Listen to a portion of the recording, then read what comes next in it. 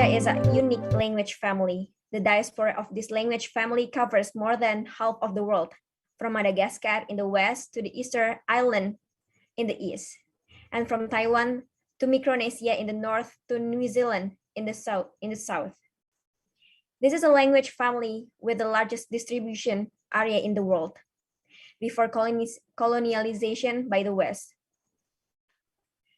We will begin our first session, Dynamics of Austronesian Social Mobility. This session will be delivered in English. Before we begin, I would like to invite Mr. Eko Nurseto from Universitas Pajajaran as the moderator of this session. To Mr. Eko Nurseto, the floor is yours. Thank you. Good afternoon, everyone. Thank you to all participants who have attended to the International Forum of Spices Road 2020-21, bringing differences fostering intercultural understanding in Asia Pacific region. My name is Seton Ruseto. Today I will be the moderator for the discussion on dynamic of Austronesian social mobility. We have two speakers now, Professor James Fox and Dr. Dedi Supriyadi Aduri. Good afternoon.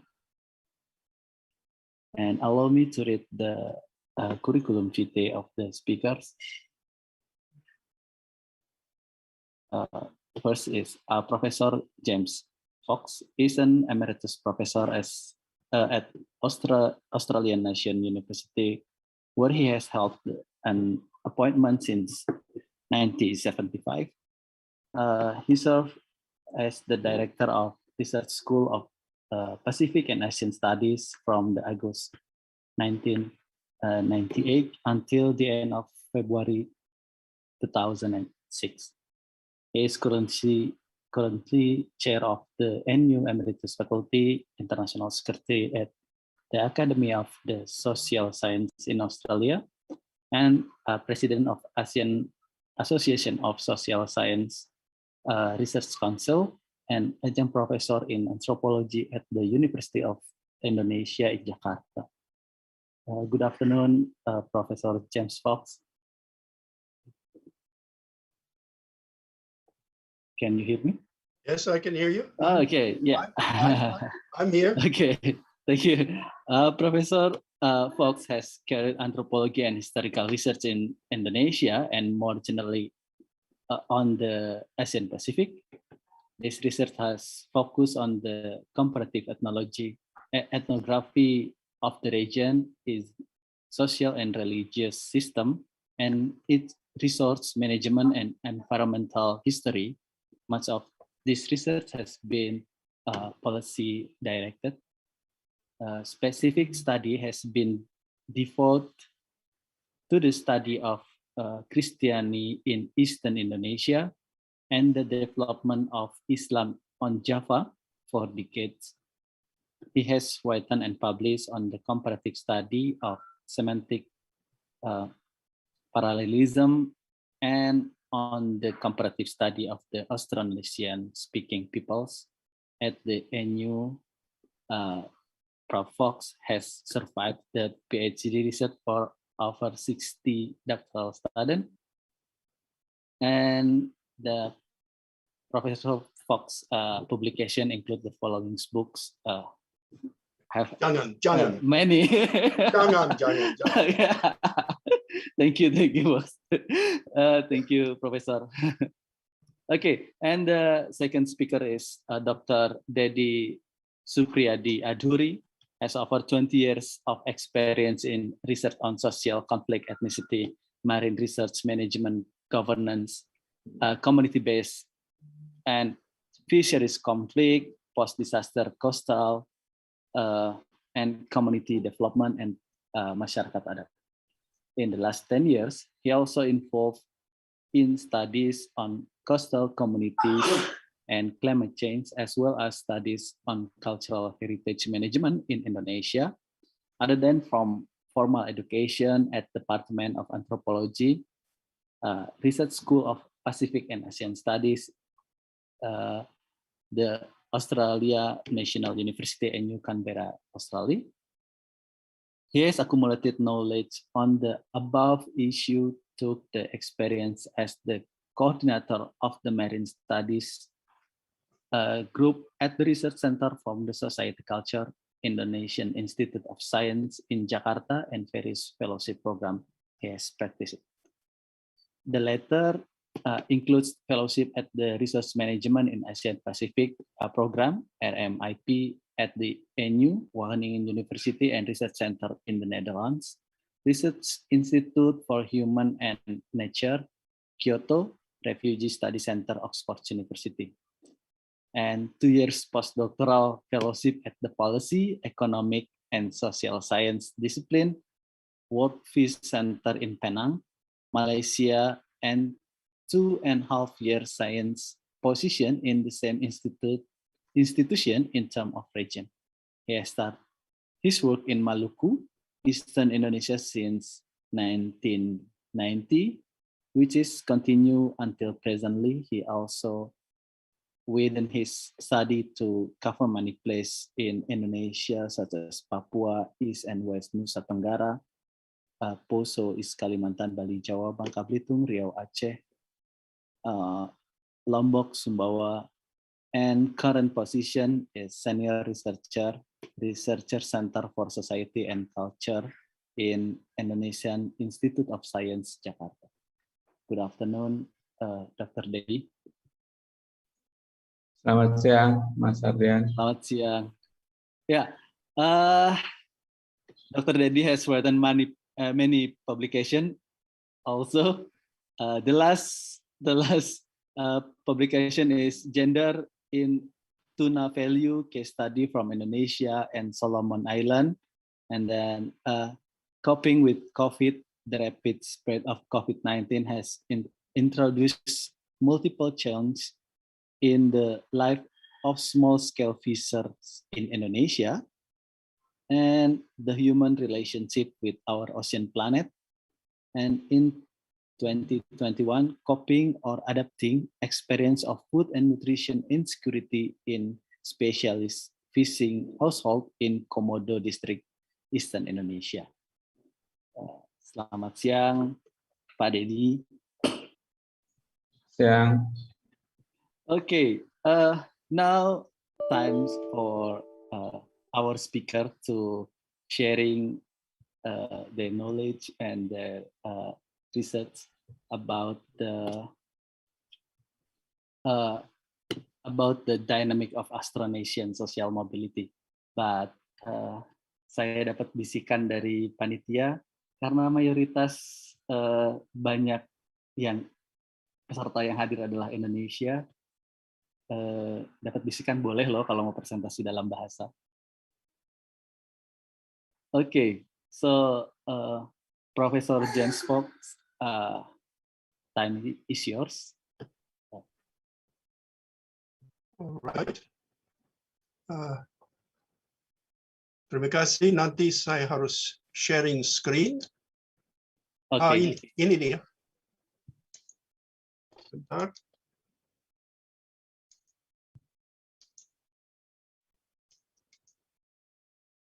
Oke, sudah jelas? Ya, terlihat. Sudah terlihat. Oke, baik. Ya, selamat sore dari kamera di sini dan selamat ya, masih siang di Indonesia. The last time that I spoke at the Jalur Rempah conference, I spoke about in Austronesian sailing. And for this presentation, I have been asked, one, to speak about Austronesian social mobility, which includes sailing again. And I've been asked to speak in English, but pasti saya akan lupa dan campur bahasa. So let's go forward. If I can get my screen to go forward. How do we get it to go forward? Sebentar. What move? Okay, good. Now, I will be talking about Austronesian voyaging, and I will also want to talk about the social impulses for the expansion of the Austronesians. I will have only a few points, but I think they're very basic points. The first of these is that by the Austronesian tradition, there was much more voyaging as family voyaging instead of male voyaging. And I think we have to emphasize the importance of family voyaging. I also then want to talk about the early spice trade during the time of the Zaman Sriwijaya. Next, I'm going to talk about Austronesian ideas.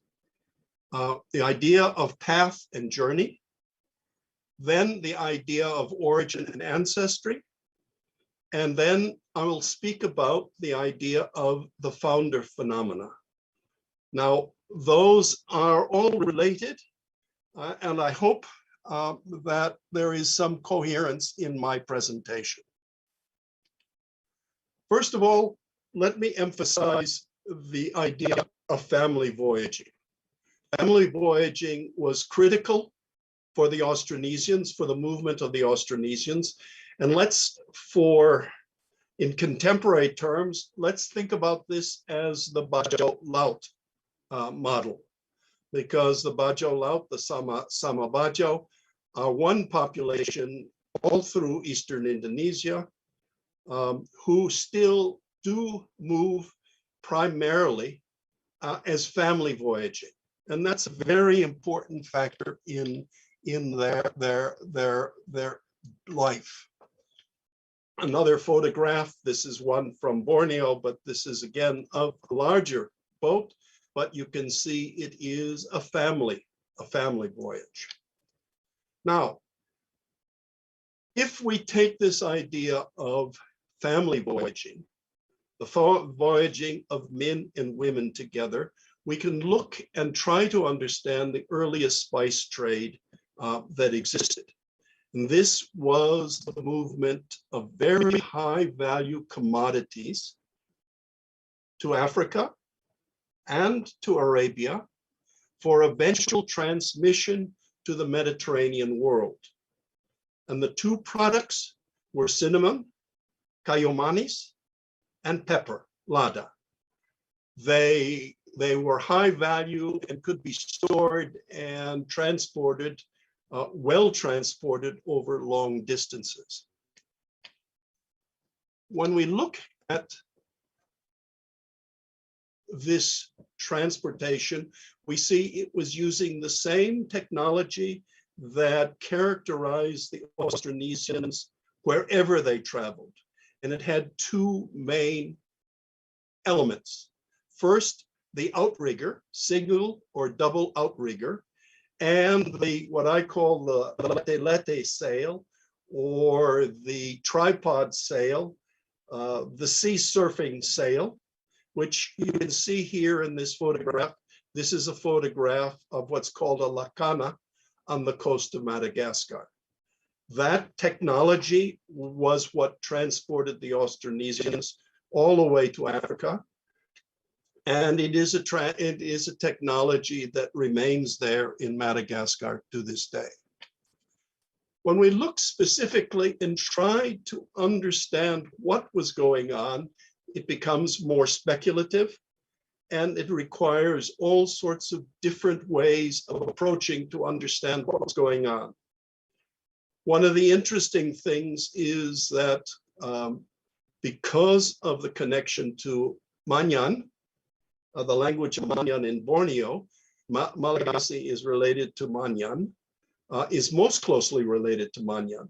But the present population of Manyan has moved into the interior, whereas those Manyan who were on the coast have been assimilated much more to the Banjar people, the coastal people of Banjar. So it's fair to describe the population that originally set sail as a Banjar Manyan population. There was a great deal of Malay in the language, and that has been carried over as borrowings into Malagasy languages. It occurred in the time of Sriwijaya. And one can speculate that this was a specialized kind of trade. It was long distance. They were trading cinnamon and pepper, kayu manis and lada. But, and this is very important, they brought with them their subsistence staples. Among those was rice, coconut, and mung beans, all of which were transported to the Comoros Islands and to Madagascar. And when we talk about family voyaging, what we realize is that we have the genetic evidence in Madagascar, both of women and men. It wasn't just a male crew that carried this out. There were men and women, and in fact, the signal, the female genetic signal is stronger than the male signal in the present population, the population of the Austronesians in Madagascar. I would just, as a scholar, I want to point to three important researchers who are doing amazing work on figuring out and giving us the evidence on what was going on. The first of these is a good friend of mine, Alexander Asandar Adalar, who has been writing many, many papers on Malagasy and Borneo languages, and who has written, among other things, a very important paper, Who Were the First Malagasy and What Did They Speak? But a second person whose work is actually very important and very critical to our understanding of what happened historically is Pradi Jati Kusuma, who's at the, what is it called? Who wrote a thesis, it's a thesis which she published in Toulouse, In Search of Asian Malagasy Ancestors in Indonesia. Her work's very important. She has continued to write very important work on the genetic background and the genetic history of the Malagasy population. Finally, I would refer to the work of Philippe Ojard, who has written a book on the history and voyages of the cultivated plants on Madagascar. There's been more work done on that, but in fact, he is one of the very important ethnographers of the Malagasy population. So one of the points I would take from this is that the early Austronesians were not just sailors, they were horticulturalists. They were interested in the process of planting, growing, and harvesting, and this is part of the way they conceived of life. This is why when we go into looking at these metaphors that we follow out through the Austronesians, again and again, we find a botanical conception of life and a botanical conception of how society is organized. And this is what I want to represent as I go forward. When we look at social mobility, we look at sea movement from island to island. But another aspect of this, and this is very, very important, river movement into island interiors. So whether you're moving into Sumatra, or whether you're moving into Borneo, or wherever, where there are movements, it is the Austronesians have followed the rivers into the interior. And when we look at this, it's a succession of populations and the assimilation of earlier populations. Finally, and very importantly, there is the transmission of language. And this is what forms the conceptual basis for our discussing the Austronesians. So we start with the idea of the journey or the path. In Proto-Austronesian, this is a construct, but in Proto-Austronesian, this is Zalan. Among the Amis, one of the larger of the Taiwan Aboriginal groups, Zalan becomes Lalan. Among the Bunun, which is another one in the interior of Taiwan, it becomes simply Dan. Among the Betsileo, if we look at in Madagascar, it's Lalanan. In the Iban, it's Jalai. Among the Rotonese, whom I know well and whom I've studied, it's Dalan. But if we go out into the Pacific, the word is Ara. So all of these derive from a single Proto-Austronesian notion, and the idea of the journey itself is fundamental. We have the idea of the journey as a quest, as a social quest. In Indonesian, cari hidup. If you ask a fisherman today what they're doing, where they're going, they usually say, they'll start by explaining their cari hidup. They're looking for livelihood. Or in some cases, they're looking for cari pengalaman. They're looking for experience. And we know from all different Austronesian societies, especially Indonesian societies, the very important at a certain stage of life for the idea of merantau, for young men to go off and explore world, make fun, gain experience.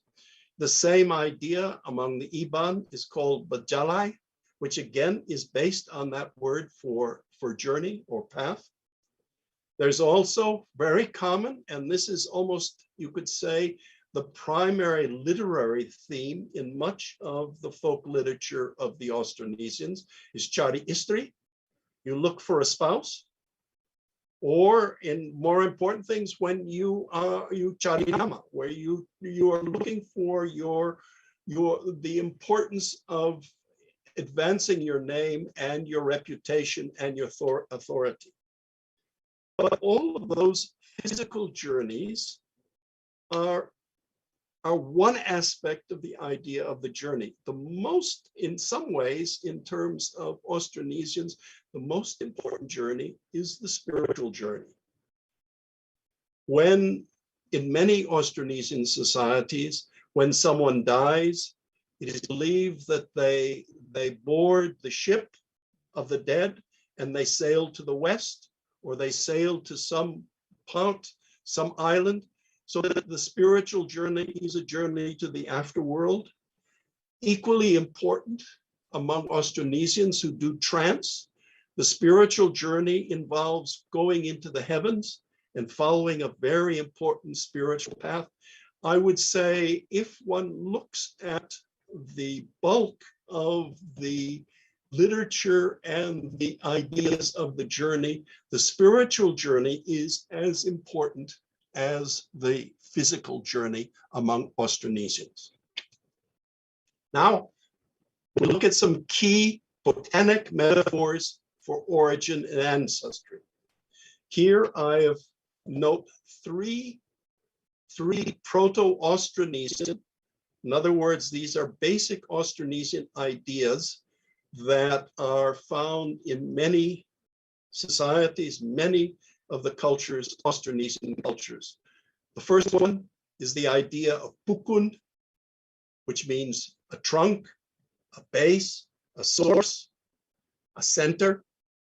The second one, which is actually very closely related to this idea of pukun, is the tumpu or apu, which means ancestor, founder, grandfather. So the idea of a base or a source or a trunk is really closely related to this idea of ancestry and being a founder. Finally, the third botanic notion, which pervades Austronesian societies, is constructed as tumpuk, which means to grow. So all three of these metaphors, these botanic metaphors, are involved, and one sees them as recurrent features in Austronesian societies, whether you go from Madagascar or all the way to Hawaii. Now, we can talk about clans and lineages and everything. I prefer to talk about these different kinds of groups as origin groups. And what you have in an origin group is the idea of establishing a new genealogy. A new genealogy would be a genealogy that begins at the base of the tree and develops upwards, not as in Western conceptions, beginning at the top of the tree, at the apex, and moves downward. The Austronesian idea reverses the idea that is very common among Western genealogists. So in the phenomenon that we look at, the founder phenomena, to establish a new settlement establishes a new status for the founder. And in Austronesian terms, what is this? In Austronesian terms, this is planting a new tree. Planting a new tree and cultivating its development. In other words, having progeny, having children, having descendants, except in the Austronesian idea, they're not descendants, they're ascendants. They are the ones who rise higher up on the tree. So what happens? What happens when using this Austronesian metaphor? When we use this Austronesian metaphor, the tree grows larger. In a status system, the lower branches of the tree, the genealogically lower branches lose status because the tree keeps growing, and it is usually at the top of the tree that there is the, if you want to say, the Raja, the Datu, the Empu, not the Empu, but the leader of the group is at the top of the tree, and the lower branches are losing status. To regain status, and this is an obligation, this is what happens to lesser nobles who are on this genealogical tree, is that they must seek to plant a new tree. In other words, to create a new genealogy. So what you have is where there are status issues involved, and there is always a search for new status. That new status has to come from going outside. So related to this is the idea, what we call precedence. Status and precedence are very closely related.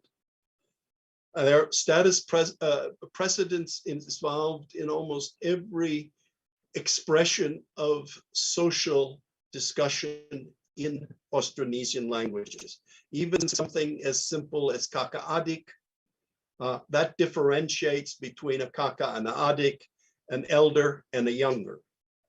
Very common in Austronesian, and this is a feature all the way across the Austronesian family, the distinction between the firstborn and the lastborn, the sulung and the bungsu. If I might just give an example, the Marana, who were the dominant population on Madagascar, had a fixation on sulung. So it was essential for the highest status Marana when the Marana were the dominant population in Madagascar, so that a sulung from one family would have to marry a sulung from another family. A sulung man would have to marry a sulung woman, and only their sulung child would then have status. So it was a status system of sulung continuous. So a very interesting, a very elaborate system of hierarchy, of precedence, but it was one that dominated the Marana. Otherwise, and this is very important when you establish a new settlement, yang pertama dan yang berikut. This is also something of importance. And the idea of status and precedence is fundamental among the Austronesians. So we go back to this idea of the status lineage. As individual status declines, junior lines break off from the origin group. Then a leader is formed, a leader gathers his followers and sets out to establish a new origin group, or at least a new line with a new founder. And this is a repeated pattern we see throughout the Austronesian world, a very common way where someone then breaks off and has to establish the next origin group, perhaps on another island or perhaps in a new territory. The one, I'll just point to the one historical migration of high-ranking Bugis nobles to the Riau archipelago would be an example of this kind of status migration. And we could talk about that because what happened in Riau and in the Malay Peninsula was high important in marrying Bugis nobles who married with high-ranking Malay nobles to form the new dynasties that were very important in the 18th and 19th century of the region. Finally, I want to end just with a reference. For the past several decades, we have been publishing books on comparative Austronesia, and there are a series of these books which are available on the ANU ePress. All of these books are available free for download, and I would urge you to go to the ANU ePress or just go to the ANU Press, type in the ANU Press, Google the ANU Press, and look for the entire series. The most recent of these series, as it turns out, is Austronesian Paths and Journeys. And I think there's a great deal in this book that will relate to what I have been saying. So I thank you for that. Terima kasih, and I will finish here. Thank you, Prof. James Fox. Thank you for the very interesting presentation. Professor Fox explained in the great details the Austronesian foods, cinnamon, peppers, and before we go to the Q&A session,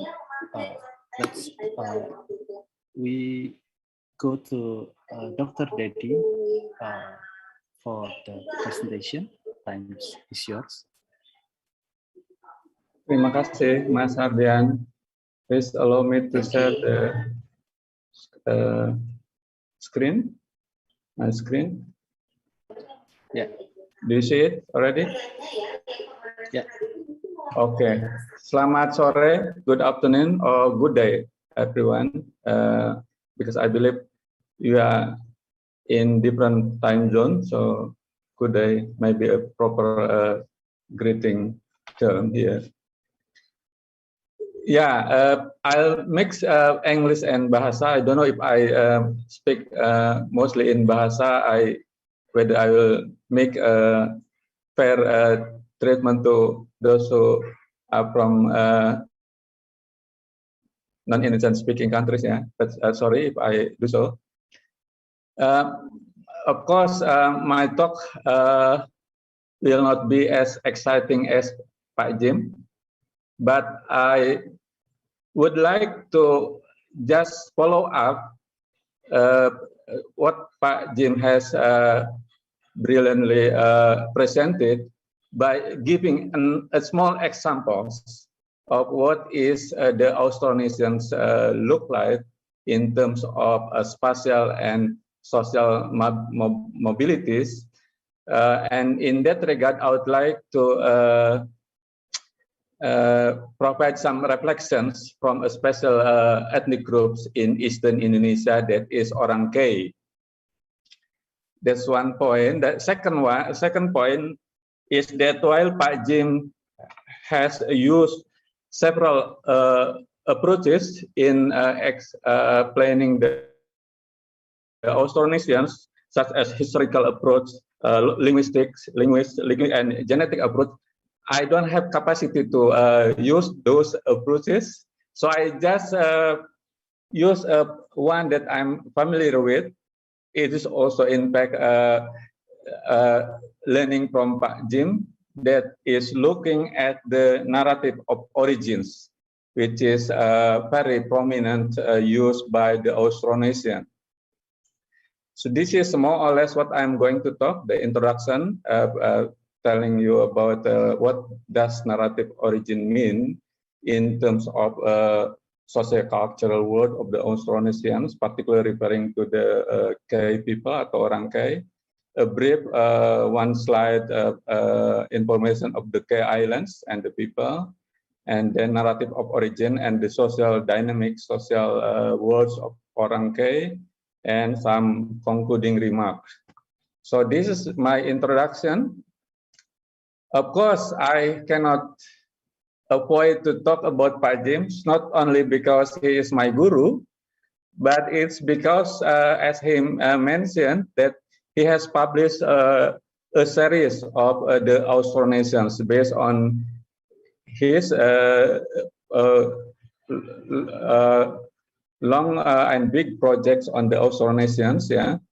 So in this regard, I just quoted what he says about the origins for the Austronesian.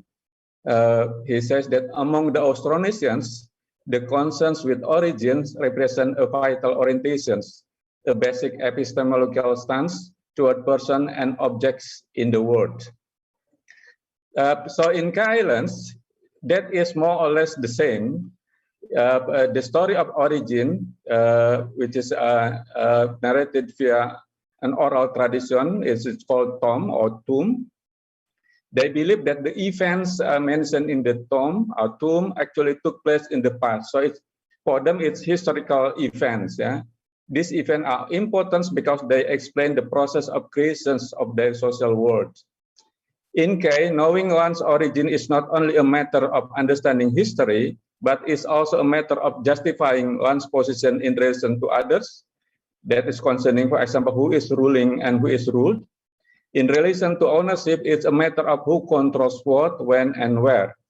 Thus, for the K people, Tom is not only a history of their origin, but also the most important source of traditions, of traditional claim over positions and objects. Reference to particular narrative of origin is required to legitimate any claims, either political positions or claims over particular natural resources or territory. So that is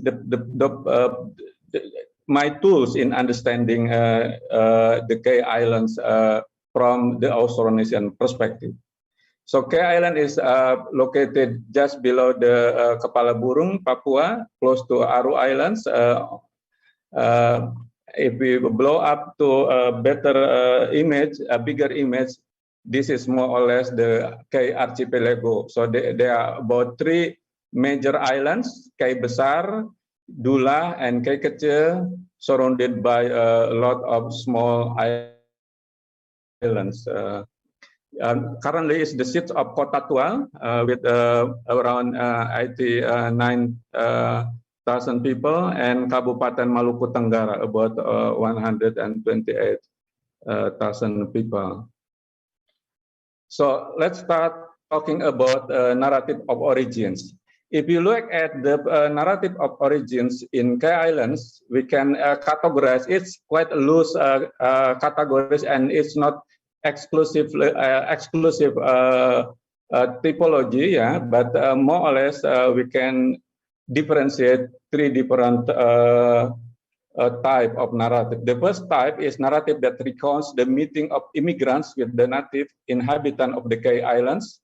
This type of narratives become the basics of conflicts over precedence positions of relations between different social ranks, particularly the noble, the male, and the rent, the commoners or the free people. The second type is a narrative that describes the meeting of different group of the immigrants. This type becomes the main source of the legitimations of precedence among different farms. There's the clan, family group or house in Pak James Austronesian studies term.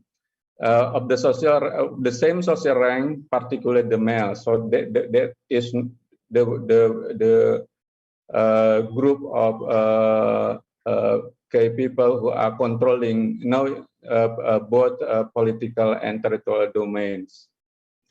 The third type is the narrative specifically concerning the history of Larul Ngabal. That is the traditional law. It's like what they call it, constitutions of traditional constitution of the people of the K Islands.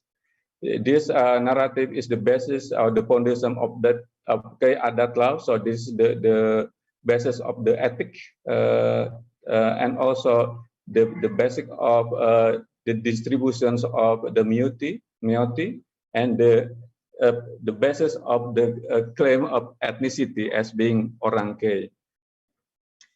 Let me explain more about the first type. This is more or less the general narrative for the first type. So the people of K believe that the native inhabitants of the K Islands sprang forth from the earth or sea, having emerged from animals and plants. These people were considered the first inhabitants of the islands and owners of the land and the sea. As a consequence, they were entitled to hold the title of Lord of the Land, or Tuan Tan, locally called. Referred to categorically, they are called as free people or Ren. Once upon a time, immigrants from various places come to K and met the Lord of the Land. For various reasons, these immigrants were incorporated into K society.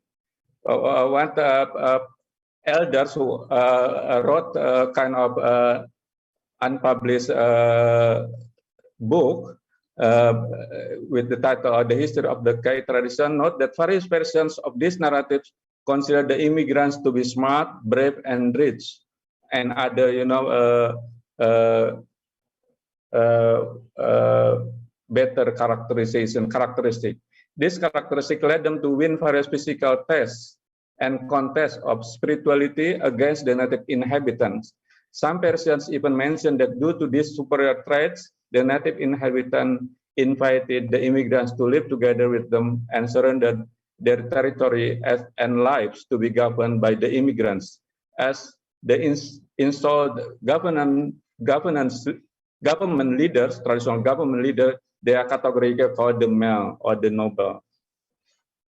So this is more or less showing the origin of those immigrants who came to K Island and installed and become the ruler of the K. So this is they get a kind of bahasa adat title, the local language title. For example, those who I believe came from Jawa, Bali, and Sumbawa, they were categorically called as Mel Bal Sumbau. Those who come from Luang, Maubes, and surrounding were called as Mel Luang Maubes. Those who come from Maluku or North Maluku, they call as Mel Delo Ternat. Those who come from Central Maluku were called Mel Seram Moran. So these are, again, showing more or less the roots or the sailing traditions that at the end form the identity, the culture, the social formations of Orang K. Now I would like to explain about how they use the origin, the narrative of origins, or how narrative of origin explain the relations between different group of people in K, particularly the male and the Ren. Yeah.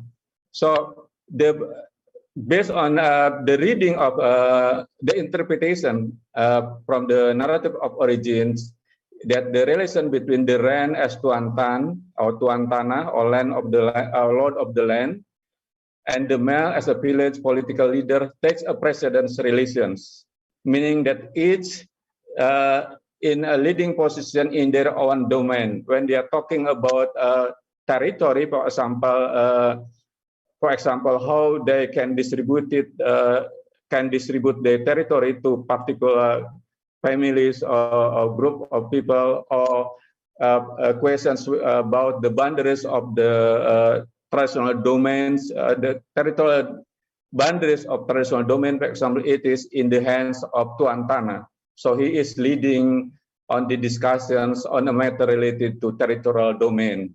On the other hand, the political domains regarding the political arrangement dealing with conflict, for example, things like that, is at the hand of the male, the noble. But this, so in reference to the origin, the relations between the noble and the rent takes the form of precedence relations.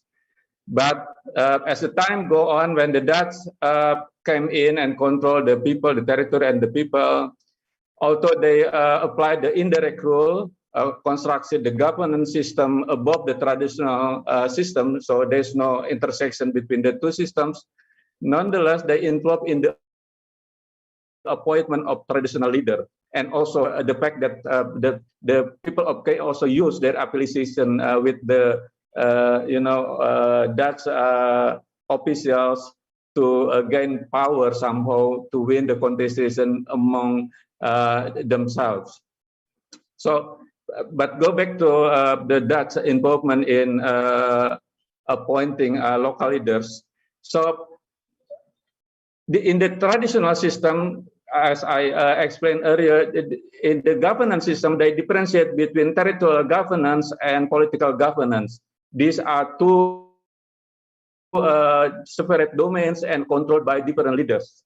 But as we know, in the modern state system, there is no such differentiations. For example, let's use Indonesian system. Kepala desa now, or formal, administration, formal bureaucracy leaders, they are not only controlling matters related to the people, but also to the territory. So, for kepala desa, for example, tax in relation to natural resources harvest, for example, is also collected through the head of the village at the village level. That is the case also with other, for example, governments, other governance matters such as what do you call it? Administrative matters, for example. So, kepala desa control both territorial authority as well as political authority, and that is the case with the Dutch system. With that, when they appointed head of the village or leaders, traditional leaders in every levels, that means that the Dutch appointed him as representative of both territorial and political domains. So in that regard, the positions of Ren as the one who leads the territorial, traditionally, who leads the territorial domains lost. They lost it because the new government's notion or governance notions did not differentiate these two domains. With that, then the position, the relationship between the Ren and the noble or the male become hierarchical, being the noble or the male controlling both the Ren in terms of territory as well as political domains. So this is an example of how this, conflicts based on that kind of notions took place in K. This is referring to Tutran and Satar villages located in K Besar here.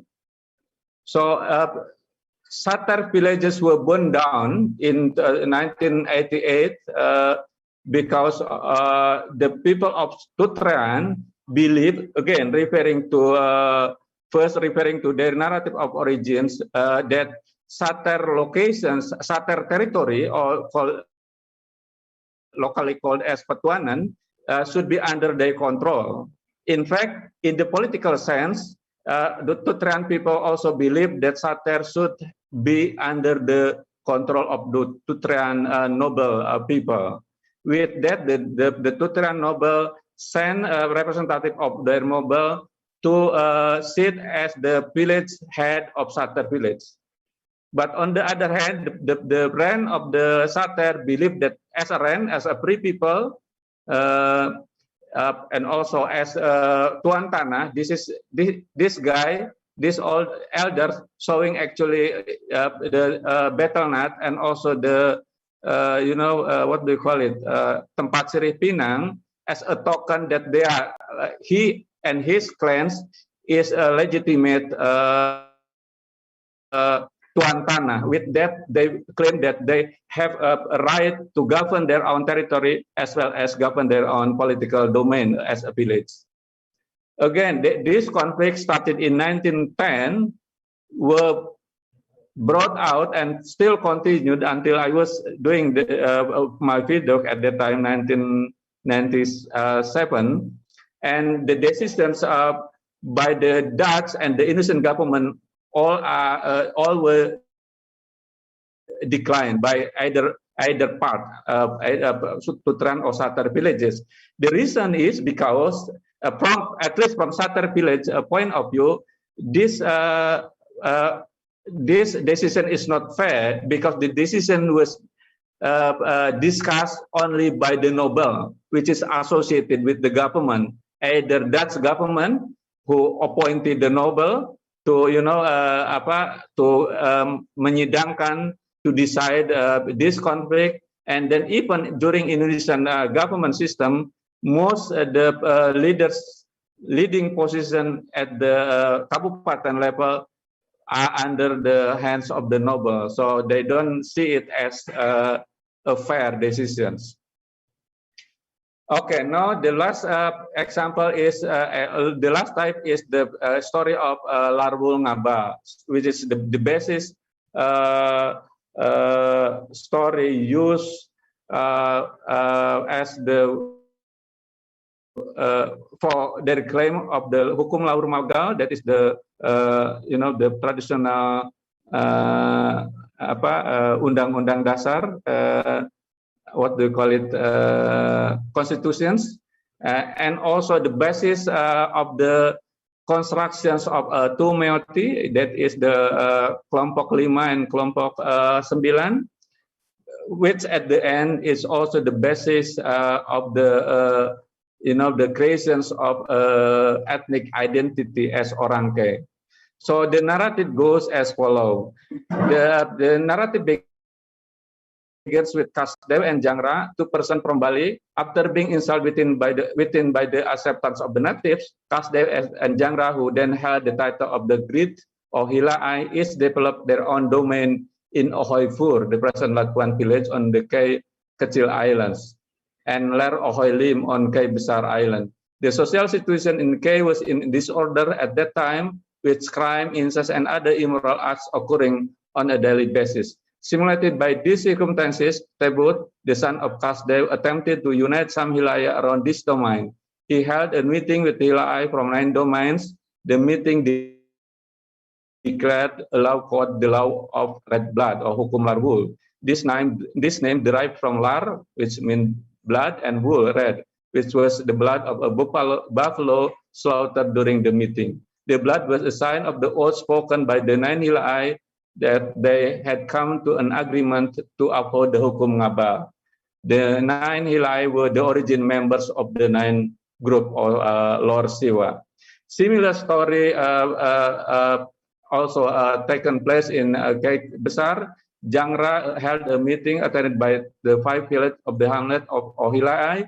This meeting declared a set of laws called the Hukum Ngabal. The name Ngabal refers to the spear or nga brought by Jangra from Bali.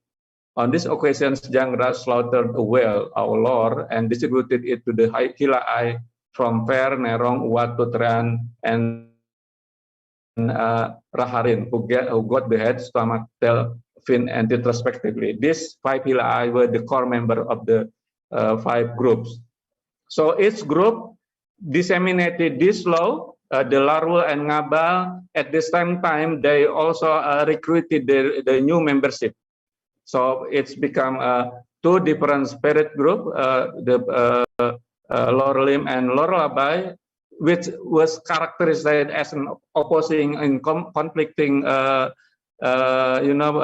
relationship.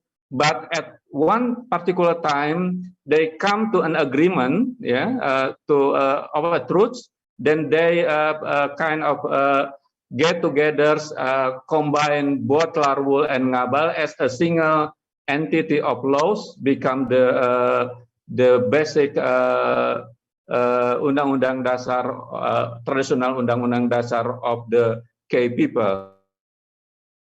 With that, then the people of K, consider themselves as a single entity, as orang K. So this is the distributions of territorial distributions of the membership of Patasiwa and Patalima of Ursil Lorelim. And this is the Hukum Lauru Ngabal. So there are seven articles which more or less we can extract it as it's a guidance for moral conduct and the seal of internal division of the community, particularly the boundaries between the social stratification, so social class, and the formations of an ethnic identity as orang K.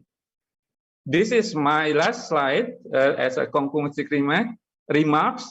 This is what I read happening in September 2018. Sejarah leluhur orang K Maluku Tenggara yang diduga berasal dari Desa Padawa, Kabupaten Buleleng, Bali, tengah ditelusuri. Bupati Maluku Tenggara Andreas Rentan Ubun bahkan berkunjung ke Buleleng Jumat 31 Agustus untuk melacak sejarah leluhur suku K.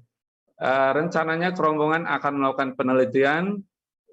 So they are tracing back their origin. Interestingly, that tracing back activities or reenactment also received well by the people in Bali, and they are also, establishing a kind of partnering narrative, saying that the Bali people once went to Maluku. So it's kind of the acknowledgement and reenactment of multiple origin, which is for me it's quite interesting in the context where now, I mean, even since the late of the second phase of New Order regime, issue of putra daerah, religious, ethnic conflict, it's somehow based on these exclusive identifications of ethnicity. So this kind of, reenactment, retracing of multiple origin is something quite interesting. Might also be used for countering the tendency of exclusions, which is very problematic in terms of politics and control of resources. Another quite interesting phenomena now is that the return to adat. So, for example, Wali Kota Tual has passed a peraturan daerah which stipulated that their traditional system are enlivened again, so revived. So adat, Raskap, Ohoy is become the basic tradition, the basic political unit acknowledged by the government. So that kind of things might be a good science, but also problematic if you go back, for example, the fact that even in terms traditions, the narrative of origin can create conflict between different group of people. Thank you very much. Sorry, at the end I speak in bahasa Inggris, Thank you. Thank you, Dr. Dedi, for the presentation of Rafu Ngabal. Wow, the presentation make me want to go to K Island and do some culinary research there. Okay, now we go to the Q&A season. There are already questions on the chat board. from Natalie Person, Raymond, and Rimbo Gunawan. Okay, and some participant raise hand here. Okay, the first is Natalie Person. Can you open mic so you can ask directly to Professor Fox? Oh, okay. Wait, how's okay? Okay. Okay, hi. Disa? Okay, hi. Yeah, Disa. Thank you very much for such a great presentation, both to James and Dedi. I'm actually asking this question on behalf of a friend of mine who's a lot more knowledgeable than me about Austronesian languages, but he can't attend because of a Zoom clash. So I'm going to pose the question on his behalf, if that's okay. And the question is specifically for James. How does your discussion of journeys and the Pan word zalan connect to the equally important Proto-Malayo-Polynesian term banua, inhabited land, or territory that nourishes the community, with derivatives in Indonesian, Old Javanese, Maori, Wenua, and the very name Vanuatu? What sort of Austronesian idea of home might this word connote?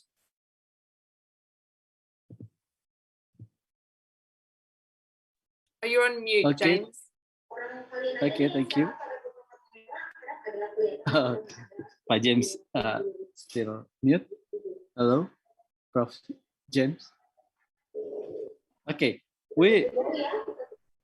You are still Okay. muted, Pak Jim. Okay, we're going to second question is Raymond. Raymond, do you hear me? Masih, Pak Jim.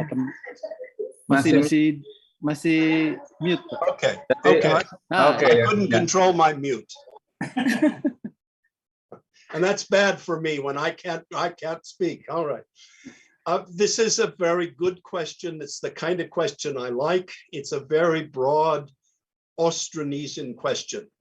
The word banua is one of those key concepts of the Austronesians, and it's found across the Austronesian world, well, even beyond the Maori.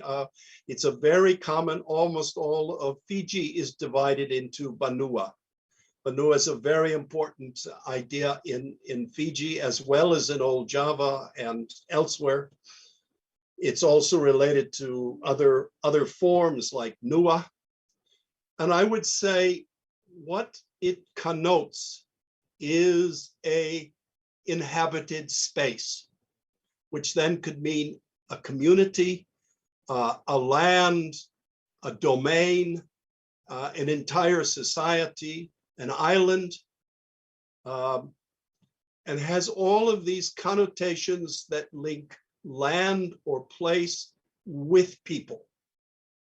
And it is a word that contrasts with the word, for example, Tanah, which is also a Proto-Austronesian, Proto-Malayo-Polynesian word, which refers to the land itself.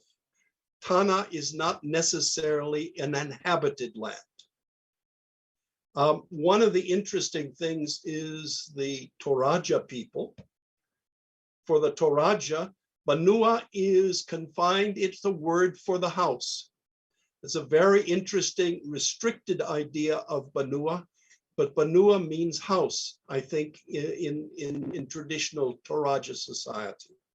So all of these, one of them is place with people. The other one, for example, Tanah, is land, is space, it's earth, but it does not necessarily have anything to do with population. I hope that helps, but that's a key word. And if you go to the comparative Austronesian volumes, the word banua comes up again and again in different volumes and is discussed in different contexts and in different societies. So it's one of those words that's continually recurrent in the study of Austronesians. All right? Thank you.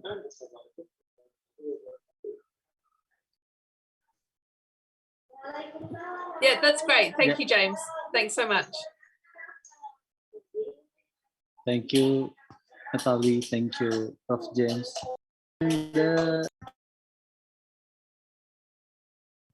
And the second question from Raymond. Raymond, can you also open mic? No? Okay, I will read the question. Halo. Ya. Halo, Raymond. Silahkan. Mau langsung bertanya?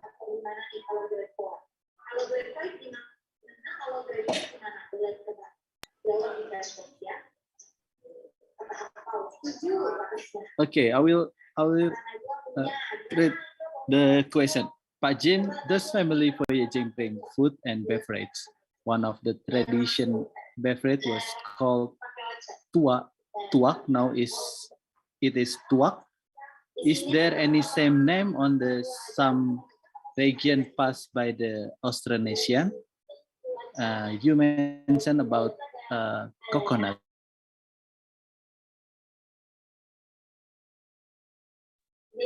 Sorry, I still muted. Pak Jim, this family voyaging bring some food and beverage. One of the tradition beverage was called tuak. Is there any same name on the some region passed by the Austronesian? You mentioned about coconut.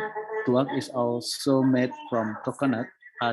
Others are siwalan or lontar, and aren or nira, sugar palm.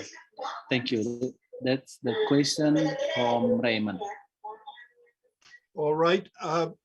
Yes, tua is another word that you can construct, generally meaning a juice providing palm.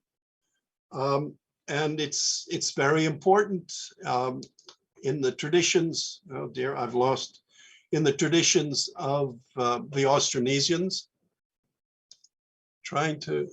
Sorry, I've lost contact. I don't know what's happened. Can you hear me? Yes, clear. Yes. Okay, well, Yes, I'll go clear. on. I can't see myself. I'll go on. Tua is very important. Now, one thing I would emphasize is, go back to the point I made earlier, that the Austronesians were horticulturalists, and they were masters at planting and at moving plants. So the tua, the juice-producing palm, the techniques for tapping a coconut, the techniques for tapping an aren, the techniques for tapping siwalan or lontar are all very similar. And all of those derive from a kind of Austronesian base. So tua was a very important feature of juice-producing palms.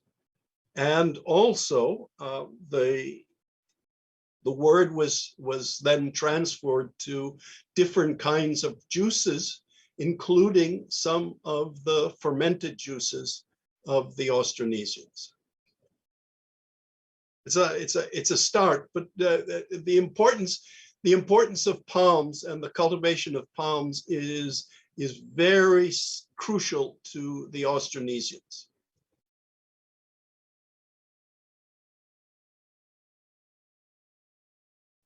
Can you hear me? Okay, thank you. Yes, Prof. clear. James. Yeah. Is it enough, Raymond? Okay. Okay, so now the third question from Mr. Rimbo Gunawan from Pajajaran, Universitas Pajajaran. Maybe you can ask directly, Mr. Rimbo. Yeah, okay, yes, thank you. Can you hear me? Yes, I can hear you. Okay, thank you, Pak James. It's interesting about your presentation. So the idea of genealogy among Austronesians, which come from the lower up, ascending to the upper sections. So this is interesting because I somehow found the idea or the story of several people in East Kalimantan, especially the Benuak or the Bentian people in Kutai. They said that they are descendant from the Perjadi Banting Langit, or something, the creature from the heaven, which is associated with the sky, upper world. But on the other hand, the idea of underworld or something that come from the lower part is something that people are not desire to deal with, or something that's frightening. So it's interesting that this seemingly contradictory to the idea of ascending on your presentation. And how would you explain or reconcile this seemingly contradiction? That's my question. Thank you, Pak James. All right. To explain any one cultural context is difficult unless you know a lot more. But let me just try to say that the idea of tracing your genealogy, not from the underworld, but from the base of a tree, is not necessarily a contradiction to the idea that an ancestor came from the heavens. If we look at Sulawesi, and in fact, we look at Makassar and the Bugis, you have a very, very important tradition of the Tomanurung. Okay. The Tomanurung marries into and gives rise to a very important genealogy on Earth. Generally thereafter, the Tomanurung returns. So that people can still say they are descended from the Tomanurung in the distant past. That is perfectly plausible, and it sounds to me like it's very similar to the Bentian whom you described. But to answer it further, I would have to. I find the Bentian very interesting people. I've read a lot of the ethnography. Kenneth Silandar, for example, has written a magnificent ethnography of the Bentian, and they are most interesting people. So yes, that's about as close as I can come to answering your question. Well, thank you. Anyway, thanks, Pak James. Thank you, Pak James. Thank you, Pak Rimbo. And now we have one participant raise hand, Kalila Denali from anthropology. Sorry, I cannot. Okay, Kalila. Yeah. Yes. Hi. Can you hear me? Yes. I would like to ask a question for Professor James. Since the people from East Borneo specifically went to Madagascar as a voyager, and at some point they would eventually went back to Borneo, right? And is there any culture from Africa, especially from Madagascar, that they brought back to Borneo? And does that mean the people of Borneo have a direct connection biologically with the people of Madagascar? It's a very good question again. Thank you for that. I think the answer is that it was a one-way street. The Barito people, let's call them the Barito people, or the Barito Banjar Manyan people, went to Madagascar. They settled there. The African migration to Madagascar came in somewhat after the settlement, or the dominant settlement, by the Austronesians from Borneo. There was intermarriage in Madagascar, but I don't think, and I see no evidence of it, that you of African returnees of Africa to Borneo. However, having said that, that is not my field, and I would urge you to contact Dr. Kusuma at the Ekman Institute, who is doing the genetic work on the populations of Banjar and on Madagascar. And she is the expert and really very, very insightful on the genetic connections. And for those kind of genetic connections, I would urge you to contact her. Thank you very much for the explanation, Professor. Thank you, Kalila. Thank you, Prof. James. Okay, and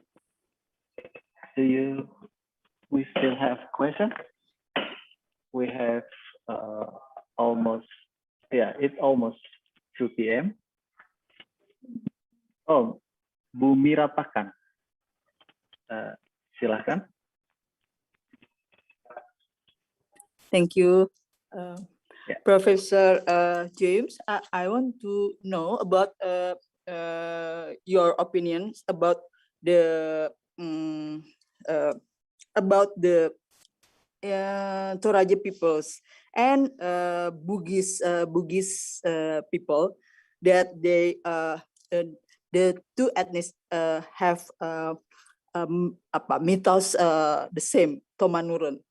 Then I read they can mix and integrated to the one, because if they go marry each other and their status is higher gitu.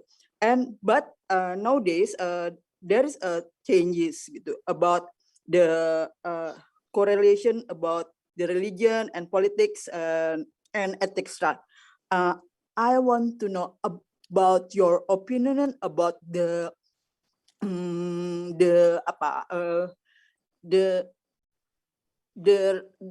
realities in recent days, and it is the Australians. It's maybe it's not not perfect to mention again, or I must to correlation with other concept. That's it. Thank you very much. Thank you, Bu Mira. Let me just give a very basic answer to your question.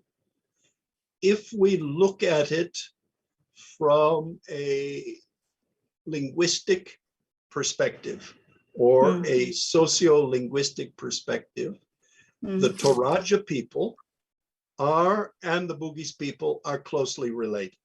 They are closely related, and historically, if we go back long enough in time, there are those connections. There is no doubt about it.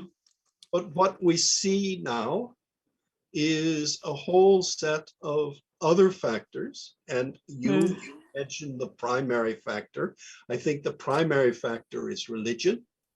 Many of the Toraja now, especially the Sandan Toraja, are Christians or Catholics, and the Bugis are a very important Islamic population. And I would say, as I think we realize, that these are obstacles now for intermarriage or even for retracing ancient connections that may once have existed 1,000 years ago, or even more, 1,500 years ago. But if we look at it from an Austronesian perspective, the Toraja and the Bugis are closely related. Yes, yes. Yes. I agree with you. But what the opinion in the next in the next what your opinion, because I think this your opinion, they are correlated, and in the ritual, the big ritual in Toraja, there is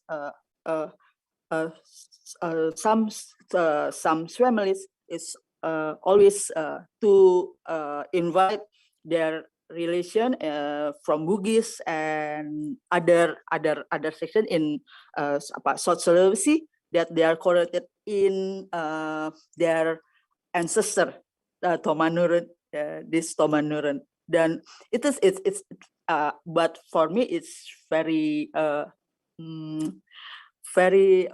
something in the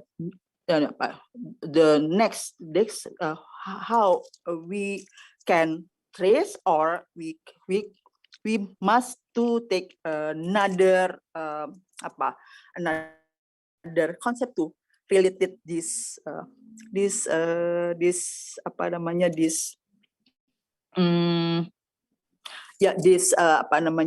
reality. Well, I cannot say whether in the rituals of the Toraja you will continue to invite your Bugis ancestors, or whether your Bugis ancestors will always come. But it is very interesting to know that the Toraja in their rituals acknowledge this connection to the Bugis. That's very important, I think. And I would hope, simply as an outsider, I would hope that those relations would continue. Thank you. Thank you, Pak. Thank you, Bu Mira. Maybe Pak Dedi has another opinion for the question. Terima kasih, cukup Pak Jim saja yang menjelaskan itu. Beliau ahlinya. Okay, siap. Okay, yes, because almost 2 p.m. So we will to the end of discussion. So maybe can you give me a closing statement before we end our discussion, maybe from Pak Dedi first, and then James. Closing statement for this session. Thank you.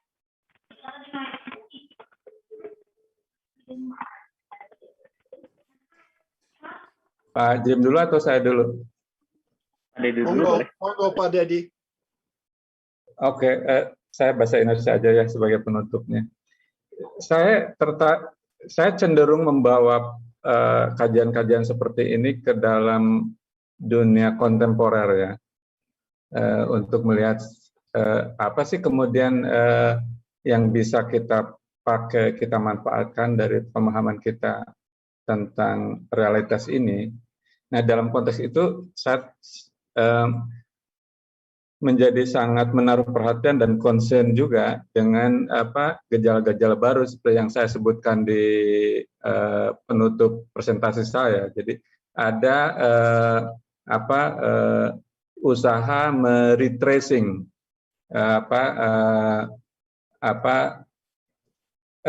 origins ya, multiple origin dari orang-orang, tidak hanya K tapi dari berbagai kelompok etnik yang sebenarnya kalau kita bicara Austronesian, ya karakteristiknya kurang lebih sama dalam konteks itu ya.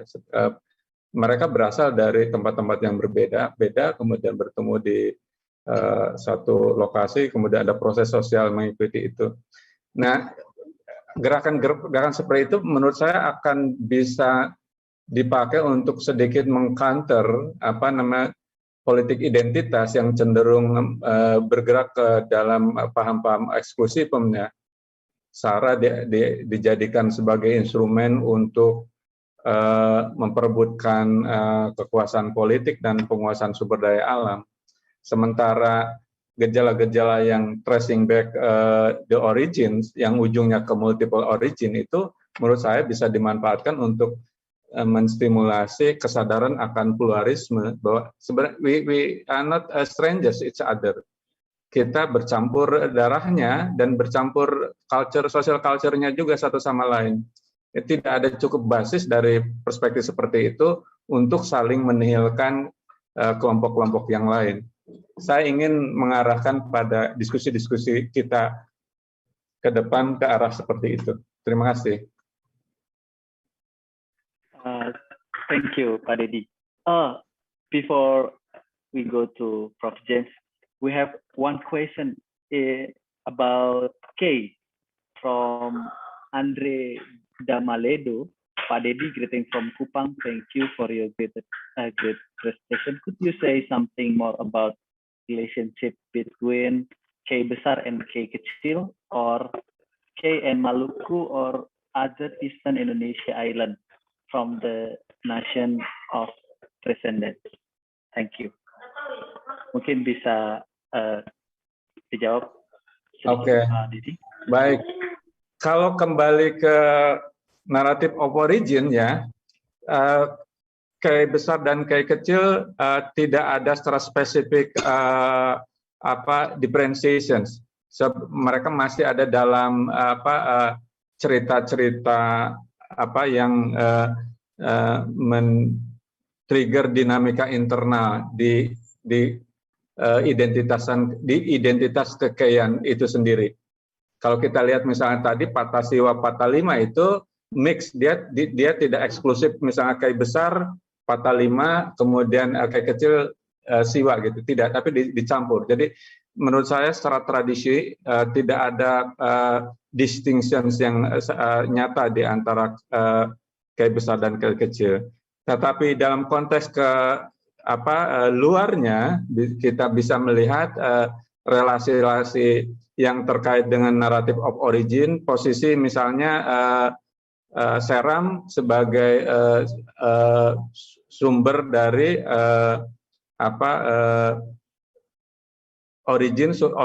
source of origin dari orang K juga. Saya yakin marga-marga tenteru di K mengasosiasikan dirinya ke dalam kesatuan-kesatuan sosial di misalnya tadi Goram ya, mereka ada istilah spesifik orang K menyebutnya Mel dari sana, seperti dari Jailolo dari Ternate. Ada itu satu. Yang kedua, kalau kita lihat hal yang juga menjadi token dari alliance di Maluku itu dengan istilah yang berbeda-beda ya. Teabel kalau di Pela, kalau di Maluku in general, atau Teabel kalau di K, itu relasi-relasi itu juga terbangun di antara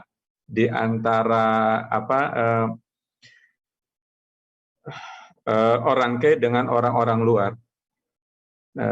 Itu baik berdasarkan narasi-narasi yang tadi masuk kategori yang saya jelaskan, contoh-contoh merupakan narasi-narasi yang secara spesifik menjelaskan relasi mereka dan mengestablish hubungan Pela di antara keduanya. Kemudian yang cerita-cerita baru terkait misalnya pengiriman guru-guru Katolik atau Kristen ke Papua dan lain-lain, saya kira juga meskipun itu relatif baru ya, itu menciptakan aliansi tersendiri juga di antara orang K dan orang-orang luar. Terima kasih. Thank you, Pak Dedi. Okay, we go to Prof. James. Can you give us a closing statement of this discussion? Sebagai closing statement, saya mau tekankan apa yang Pak Dedi bilang. dengan pandangan Austronesia, kita bisa melihat hubungan di antara satu kelompok dan yang lain kelompok. Walaupun jauh atau dekat.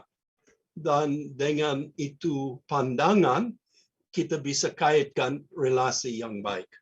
Maka itu saya kira cukup untuk sementara. Terima kasih banyak Prof. James, Pak Dedi. Terima kasih banyak atas presentasinya. It's very insightful presentation.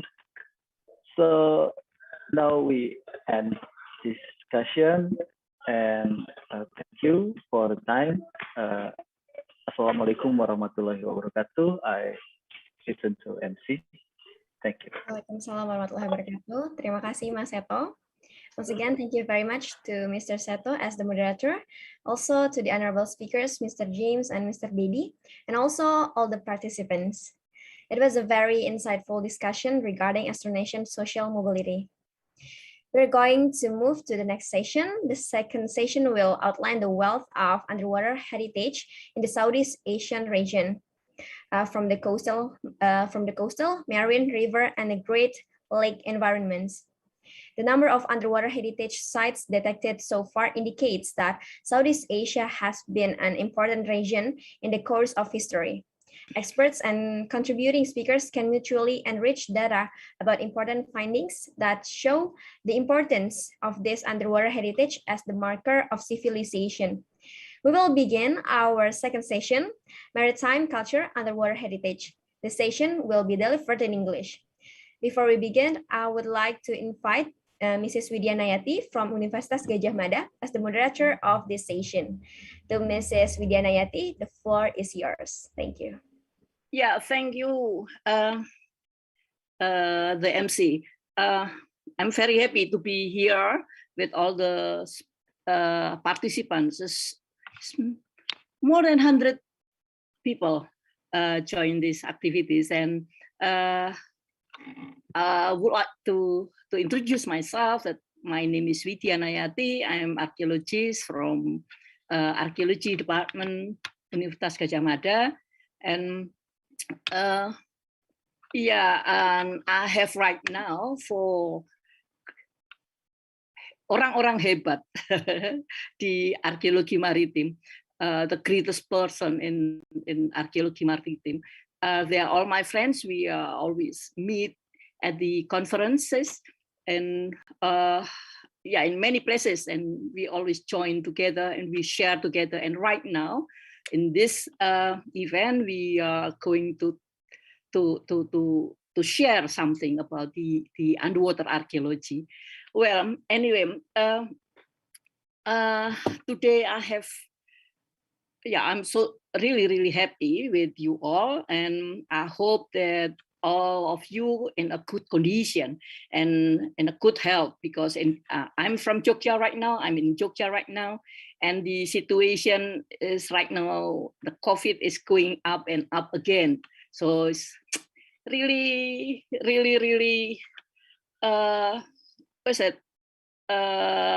worried about it, because it's more than almost 200 people in one day. So it's slow actually, because before we have almost 2,000 people in one day.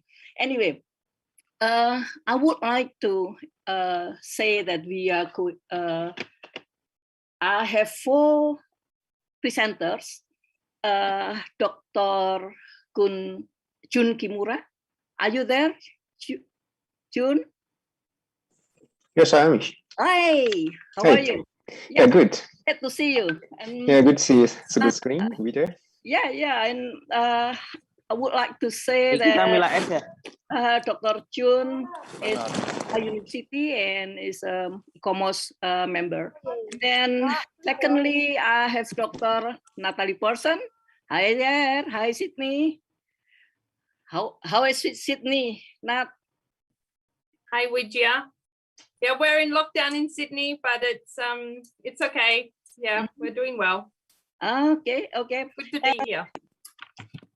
And then thirdly, I have Dr. Bobby Orilaneda from Philippines. Hello, good afternoon. How are Hi. you? Yeah, hi.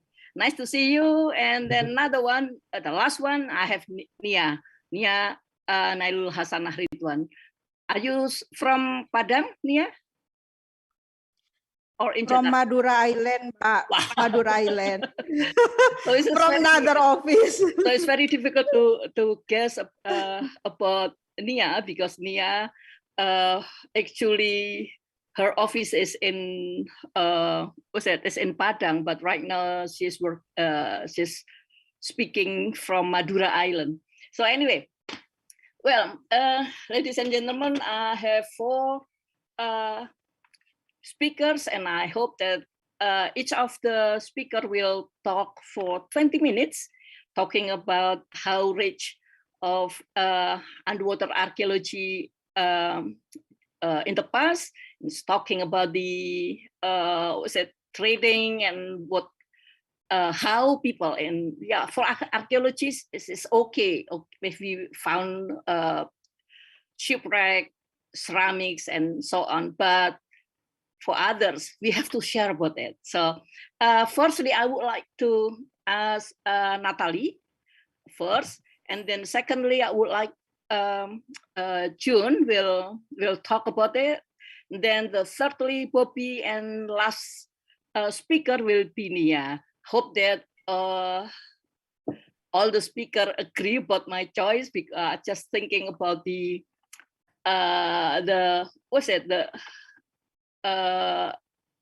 century, because Natalie will talk about 7-9 centuries, and then June will be talking about after that, and Bobby will talk about 16-17 centuries, and Nia, you are the Indonesian, you have to say other things. The last one is the smallest one, because you are the smallest one, so you have to be the last one. Okay, then 20 minutes. I hope Natalie will start. Time is yours, Natalie. Thank you so much, Widya. Yeah, but I have to introduce you. Is it okay for you to introduce yourself? I'm quite happy to introduce myself. Yes. Yeah. Yes, please. Yes, please. Okay. Let's let me share my screen first, so I can make sure that this is all working okay, here we go. Make sure this is all working straight away. So can you see my can you see my screen? Yes. Okay, terrific. Thank you. Hi.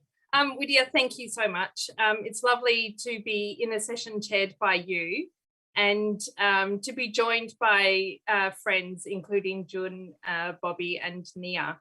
I'm also really happy to see so many friends and colleagues in the audience. So thank you all for making time to dial into this session today. I'd like to extend a special thank you to the organisers of the International Spice Forum, International Spice Route Forum, and in particular to Yayasan Negeri Rempah for inviting me. It's very prestigious and a wonderful event to be involved in that I've been watching for a number of years now. So it's wonderful to actually be speaking at one of these sessions. So thank you so much for thinking of me.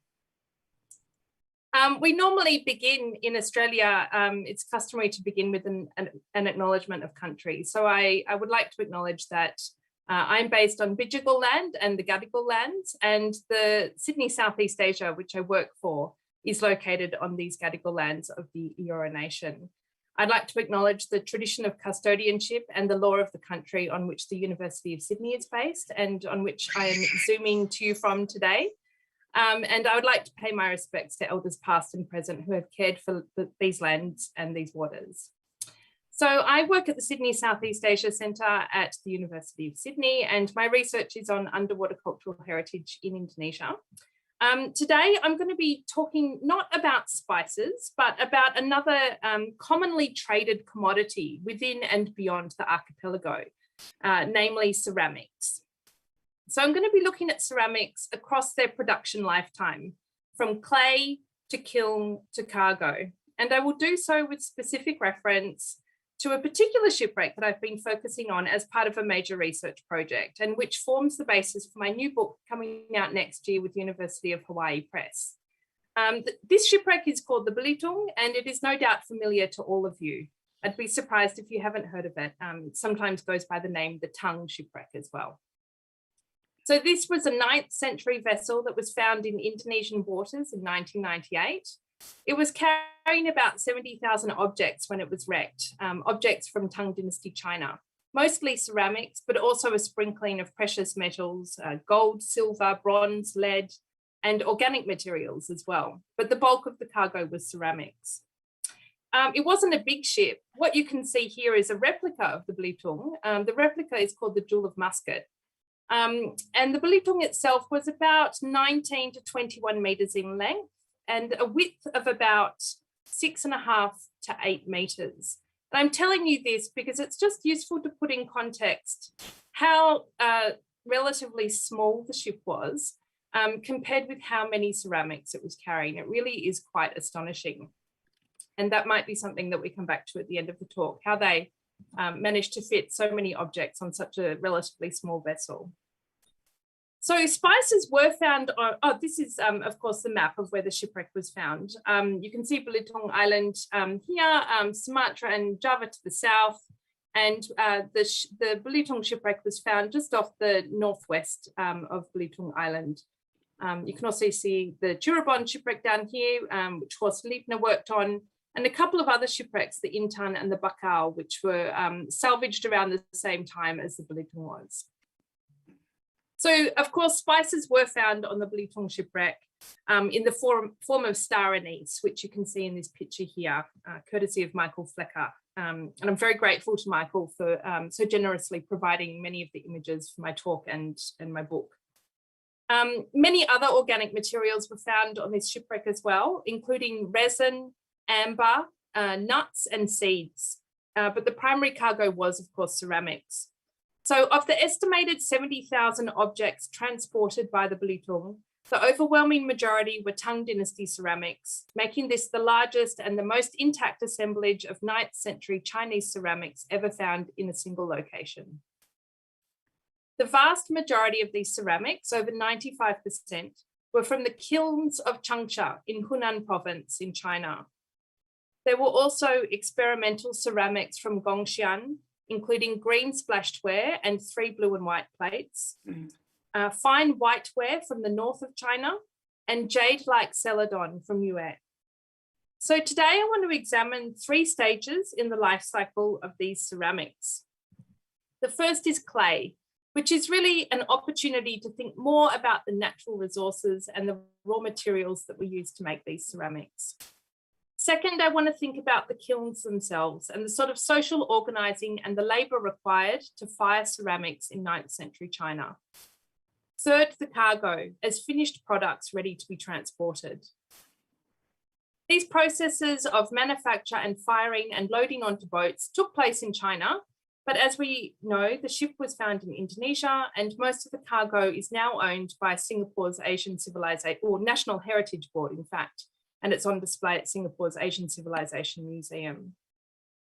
The transnational focus of this shipwreck, which is believed to be en route to the Middle East when it was wrecked, also creates an opportunity in the final part of my presentation to reflect on the ways in which commodities have come to dominate historiographical approaches to Indonesia and the region, and to ask how useful this commodities focus is.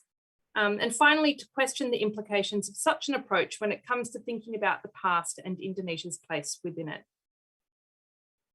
So let's look at clay first, and natural resources. When we think about ceramics, we do tend to focus on form and style and design, all of which are important, of course. But these discussions can tend to skip over the fundamental building blocks required to produce the ceramics in the first place. And this means clay, of course. Although geologically very different, both North and South China have access to high quality raw materials needed to produce ceramics. And it was one of the distinctive features of the Changsha kilns that they were located close to at least 6 major clay deposit sites, which they relied on to produce their ceramics. So if we think about the different types of ceramics on the Belitung, there was some low-fired earthenware, but not very much. Only about 17 pieces are in the collection of the National Heritage Board. And some of these were from China, such as these kettles that you can see. And some of the earthenware was, such as these 3 turquoise vessels, was from the Middle East, probably Persia.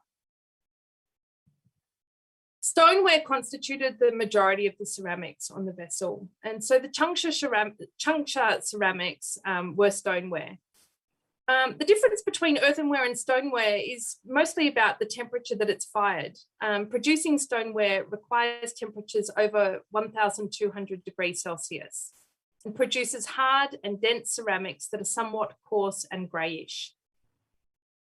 From stoneware, it is a gradual transition to porcelain, which is hard and dense like the stoneware, but also whiter, more translucent and more resonant. And this is a result of it being fired at temperatures above 1,300 degrees Celsius. Some of these higher fired ceramics were found on the Belitung.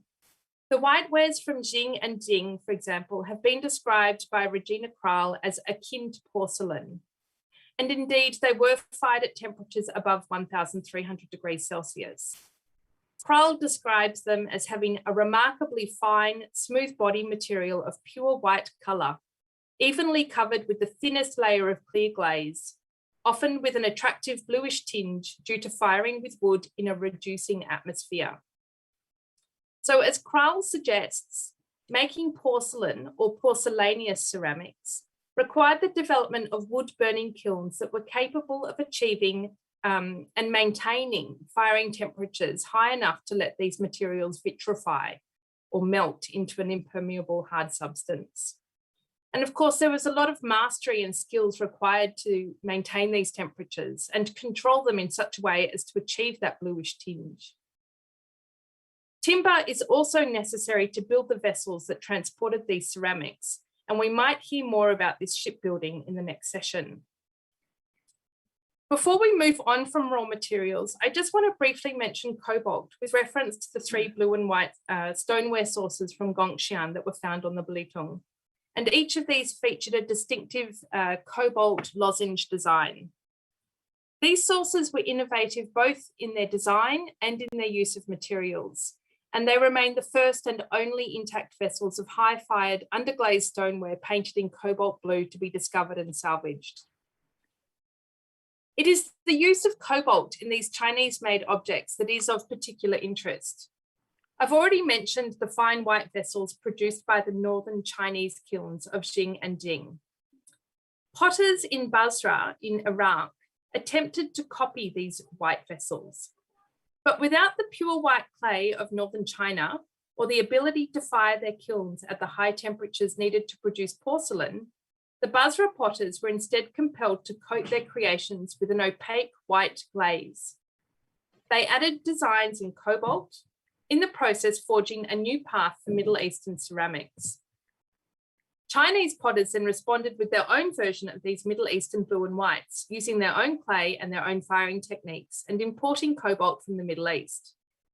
The 3 blue and white vessels found on the Belitung can thus be understood as a response to Middle Eastern ceramics that in turn had responded to Chinese ceramics.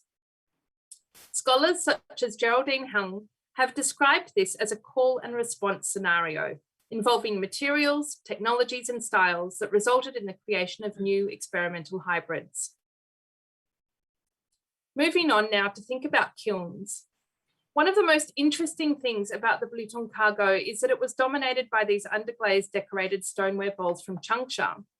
But at the same time, the ceramics on board came from at least 6 kiln sites across 5 provinces stretching from the south to the north of China.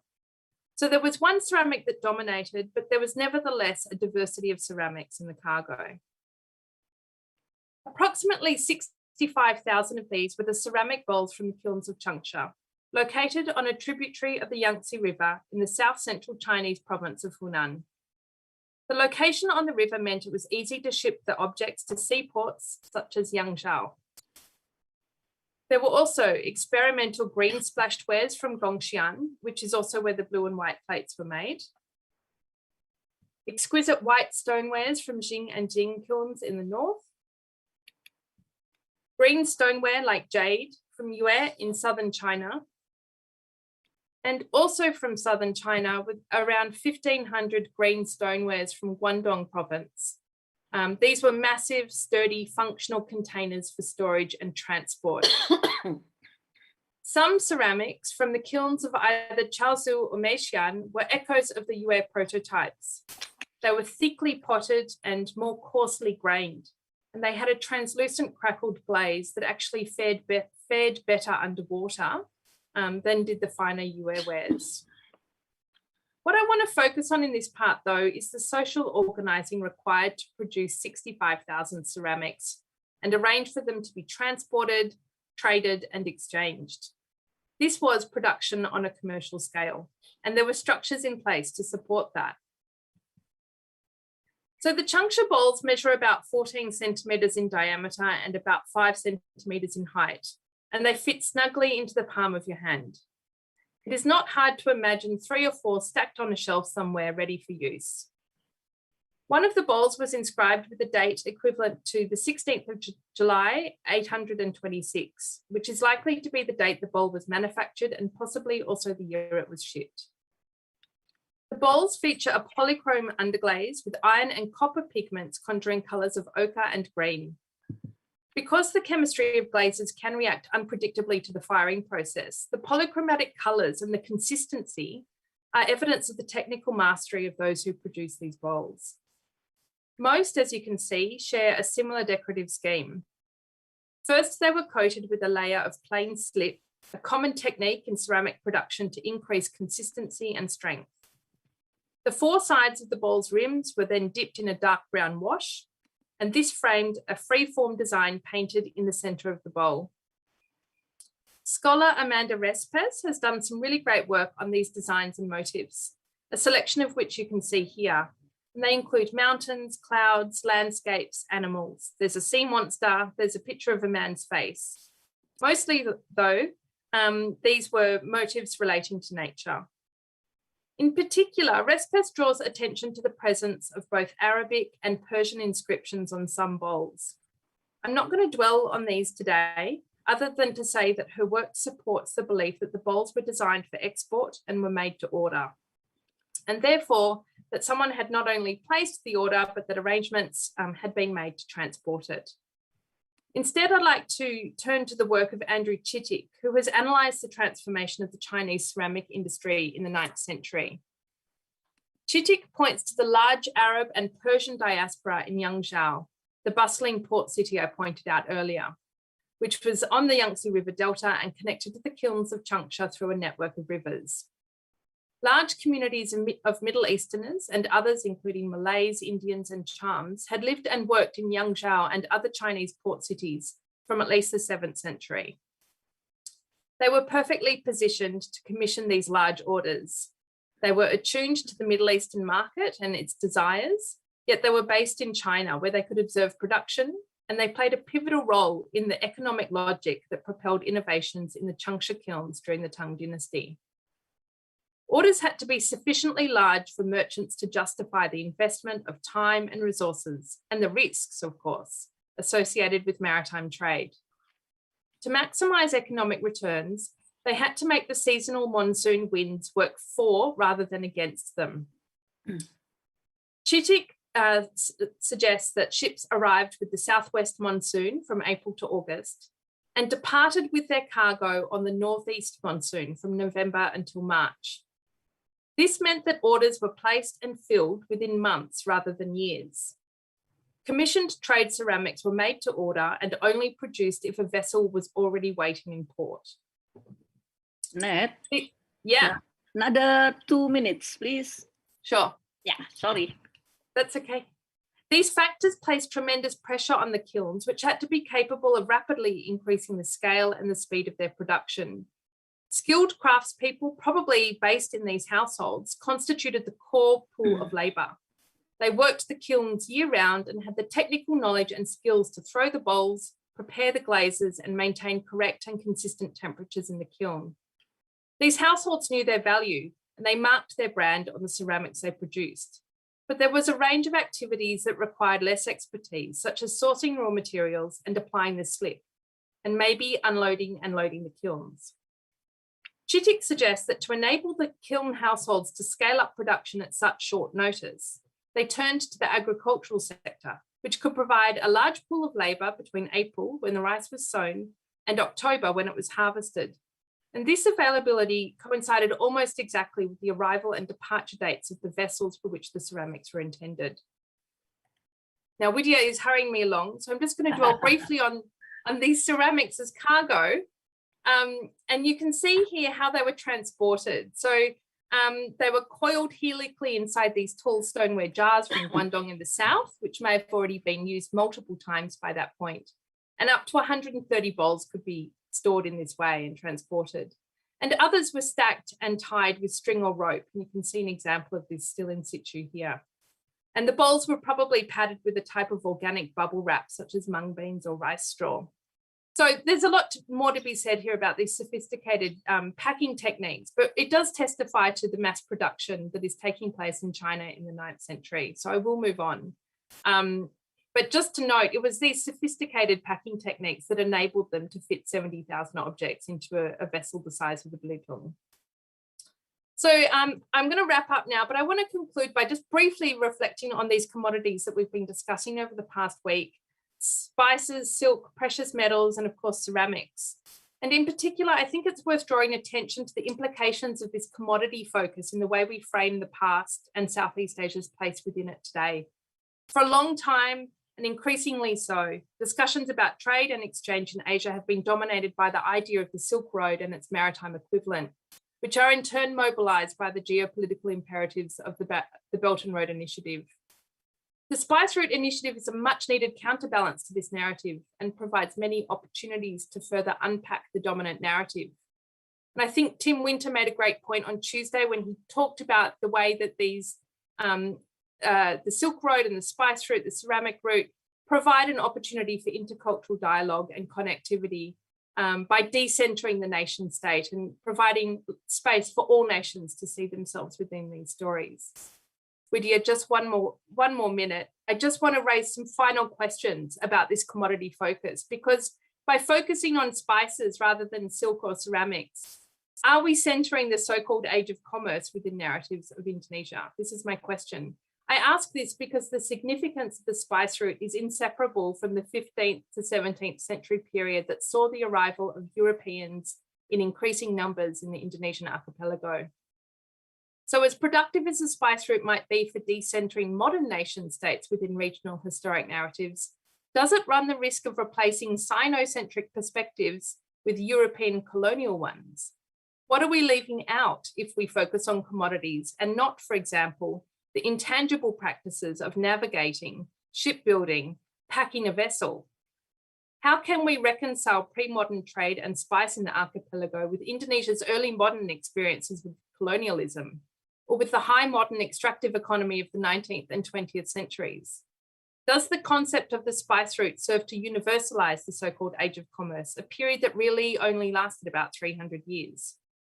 As we embrace the much needed counterbalance provided by initiatives such as the spice route, we also need to pay attention to these bigger historiographical questions. And in particular, we need to be aware of the potential for these narratives to be co-opted by vested interests, be they commercial enterprises or nation states, and remind ourselves that heritage is very much an essential tool within a broader geocultural strategy that seeks to redefine the global political, social, and economic landscape by reimagining the past. Thank you so much, and I look forward to our discussion. Thank you very much, Natalie. It's very interesting to hear the explanation, and it shows us how the China trying to find the commodities from Indonesia and how they just travel from one place to another places until to the West Asia. And your question make us thinking. Then how I hope that all the audience in here will discuss about it later on.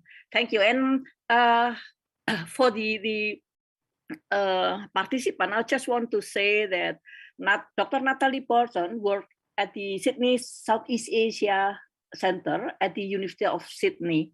And actually that one is affiliated with School of Language and Culture, and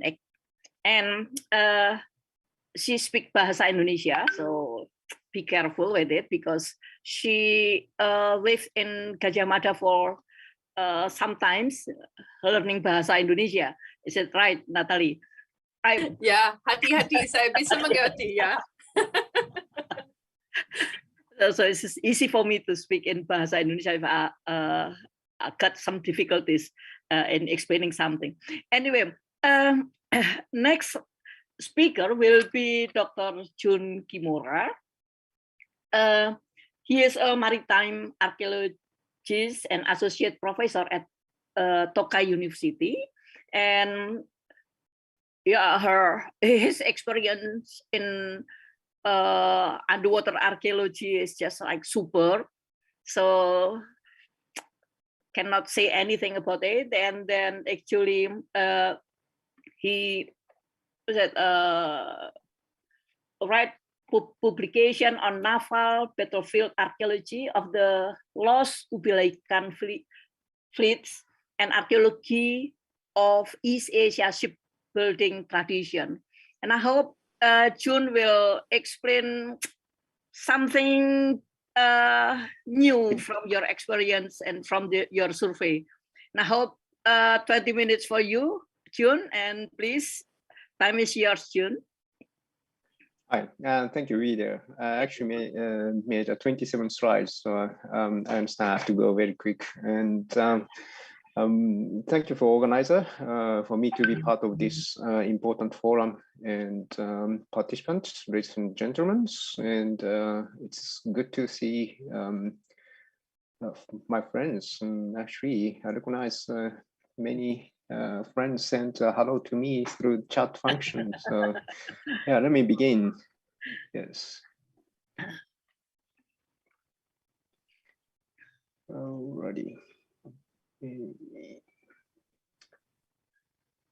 Just check, Rita. Now you can see my screen. Yes, yes. And okay. Yes. Clear. Yes.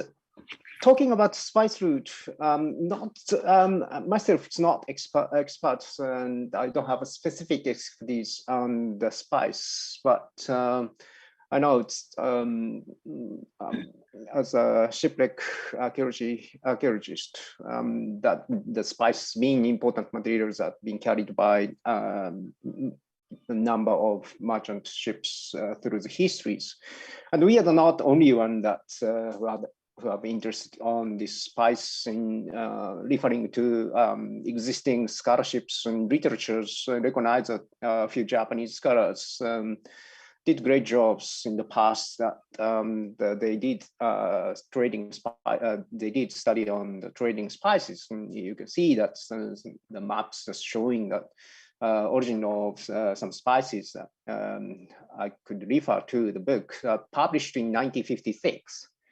5 different species of the cinnamons, and that's distributed widely in South Asia and Southeast Asia and East Asia as well. So these are the spice routes. These directly connect to the spice routes, and so today my presentation basically focuses on the evidence of the spice trades, and by examining a couple of few shipwrecks. And as mentioned here, the spice, one of the important trading materials, with others, metal ingots and glass products, silks and ceramics, and these are the commodity that being carried by the merchant ships for a long time. And we understand that how the shipments of these at the time was important.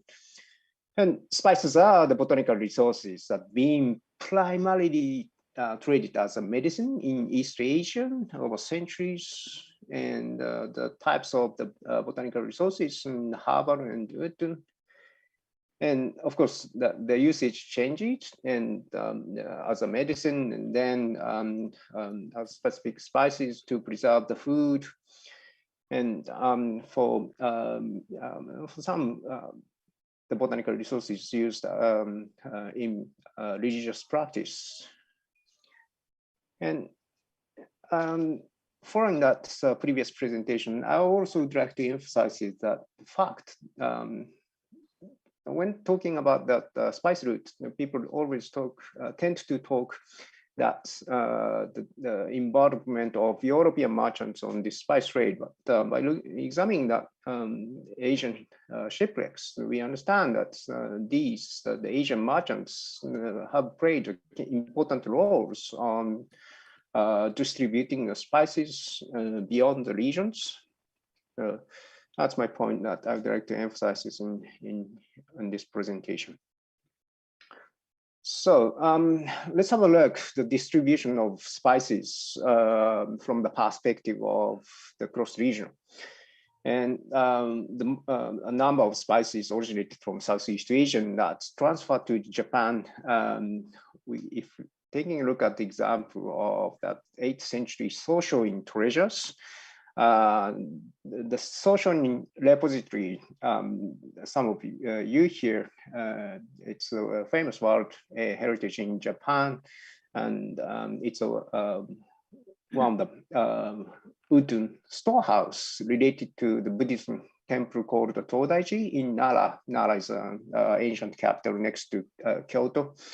And this Shosoin building, it contained the number of precious items called the Shosoin treasures that consist of belongings of Emperor Shomu, donated about 1,200 years ago. These treasures actually donated by his empress, Komyo. And then the event of demise, the emperor of Shomu happens, and his empress Komyo just donated the collection of Emperor Shomu to this temple, and then these collections have been stored in this Shosoin repository for more than 1,200 years. So when Emperor Shomu got illness, the empress collected a number of medicines. And so this basically Shosoin treasures consist of the number of precious items from various places, various regions in the world, from West, and some from China. You can see on the slide some Persian glass and Persian style ewer, which is very similar to the ewer that we covered from Berton shipwrecks just been talking about. And so the medicines are the part of the treasure, and the collected medicines from various places, that including some herbs and spices. There's a list of these 60 medicines as part of Shosoin treasures, and you can see the name of the medicine in here in Chinese characters. And most of these being studied for a long time by Japanese scholars, and we understand that the spices include sappanwood, peppers, betel nuts, palm, cinnamons, and cloves. Well, you recognize that some of these originate from Indonesia. Well, there's some grassroot. You can see the photo. That's Polyagara tenacifolia and cloves. And you can see in the photo. So these being stored in the Shosoin repository for a long time. And moving to another this evidence of the spice movement from Southeast Asia to East Asia. Fragrant oud.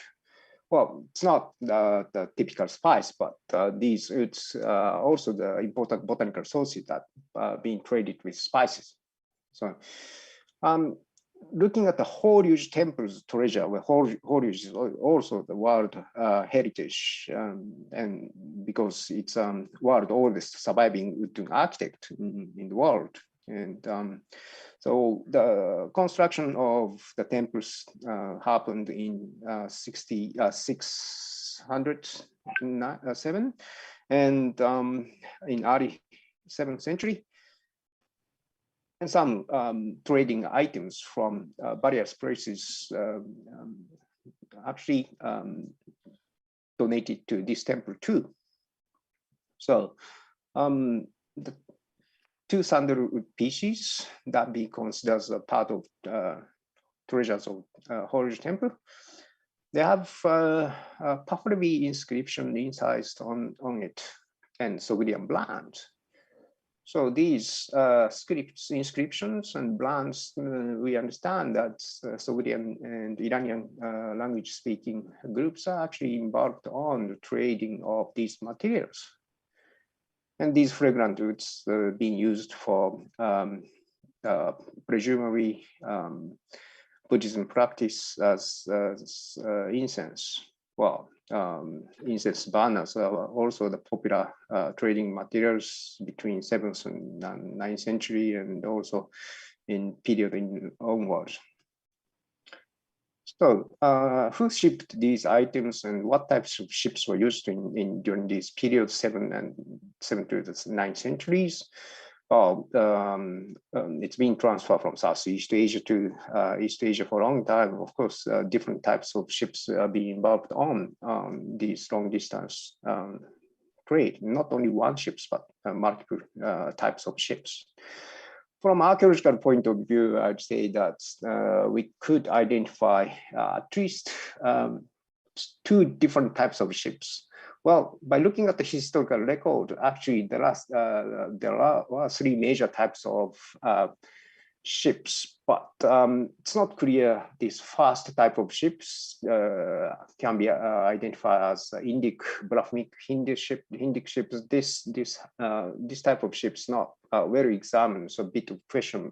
However, another two types of ships listed in here, Persian and Sogdian Arab ships. That ship was constructed with techniques from originated from the western part of the Indian Ocean. They are clearly one of the important merchant ships at the time.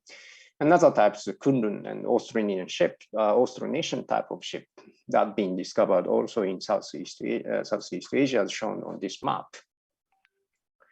So from that construction method view, these two types of ships are completely different. So early spice trader, Indian Ocean type of ship, they adopted its own construction method, and the Beriton shipwrecks mentioned in the previous presentations constructed with these techniques. At least it could carry the 50 to 16 tonnage cargo. And you can see that construction technique here. They used vegetable coconut fiber. This coconut fiber stitching is passed through holes that pierced along the long edge of the planks. And the construction method is identical to traditional boat building in the western part of the Indian Ocean that have been studied by many people actually. And the last and third type of early spice trader during that 7th to 9th century, they are the Kundun people ship. Well, Kundun people being mentioned, it's mentioned in Chinese historical text a lot. And the people say this type of ships is constructed with lash lag technique. I would say that for comparison, we probably should focus on that planking method. So they used wooden dwellers. It's a blind wooden dwellers, so you cannot really see from the outside. But these ship timbers connected by this blind wooden doors that you can see door holes in the seam of the planks. Well, two good examples from one from Indonesia and the one where preserved wreck was found in northern Java. Called the Punjar Harjo ship. And another ship was found in Vietnam. It's called the Chao Tan Lek. More or less, these are from similar time periods between the 7th and 9th century, the Southeast Asian traders. So we understand the two types of early spice traders, in Indian Ocean type and Southeast Asian type. There's a new period of the spice trade come with the new type of the spice trader started to be embarked on this trade. It happens around 12th to 13th century. The rise of new shipbuilding tradition happens in the regions of East China. So Chinese merchants started to use their own ship. They are larger and they have a good hydro performance. One of the good example that been discovered, one of the shipwreck discovered in Chuanzhou city in China. That happened actually in old days. In the discovery happened in the 1970s, and it was actually a milestone in the study of Chinese maritime history and shipbuilding technology. And it was one. It's been only one example, but lately the Chinese underwater archaeology team started to find more. And one good example is Nanhai No. 1. Some of you may have heard about the discovery of this famous shipwrecks. Chuanzhou ship and the famous Nanhai No. 1 is the same type of ship, basically. And the finding of Chuanzhou ships happened in very shallow waters, as you can see on the plan. And by looking at that, the hull constructions, the ship was constructed with iron nails, and so this never been used in Southeast Asian shipbuildings and the Indian Ocean shipbuildings in the previous period. And ship had relatively low draft but wide beams. And this proportion give greater space for the cargo, and it's well constructed as a seaworthy ship. You can see the clinker-like steps and the multiple layered planking from the outside. And the most unique part of this ship is the bulkhead structure. Bulkhead divide the hull and producing a cargo hold. And by calculating the cargo space, we can understand that cargo tonnage of the cargo is about 120 to 150. And by looking at that, the excavated items inside the Chuanzhou ships, that inside of the Chuanzhou ships divided by the bulkheads, and we can recognize this is a spice trader. So she went to the Southeast Asia, brought back a number of different botanical resources, fragrant wood, and also the peppers, betel nuts, and surprisingly ambergris. And some of these actually been found most of the cargo, most of the hold. And so this table show that the discovery of these items in each hold. So we could understand that now Chuanzhou ship was actually the spice trade inbound. And she's back from Southeast Asian region, presumably. And then so its construction dates late 13th century, and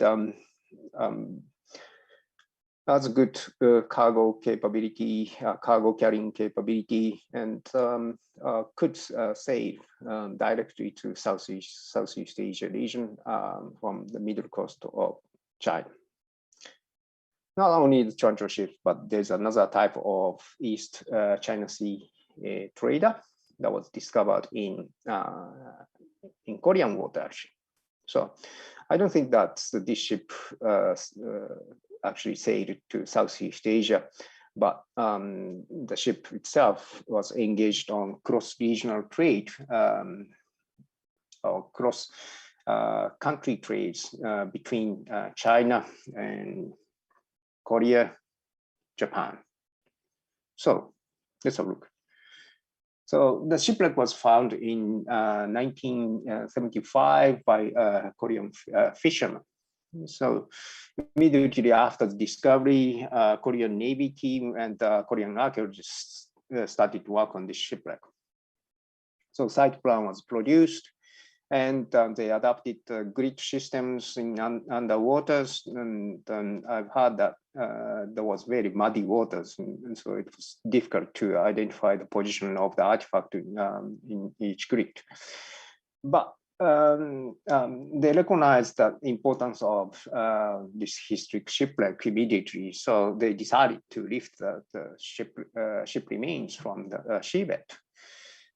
And they dismantled the hull of the ships underwater, so each individual ship timbers recovered from seabed, and then the hull of this shipwreck was reconstructed on land. So by examining this shipwreck, they examining ship itself and the artifact, they concluded the ship departed from the Ningbo in one of the famous trading hub city in China, and it was probably sunken in 1323 on the way to Japan. So it's a large ship, 28-meter long, with a number of artifacts, including 20,000 pieces of ceramics and copper coins. And, total weight of the copper coins, 28 tons, and lozert and spices.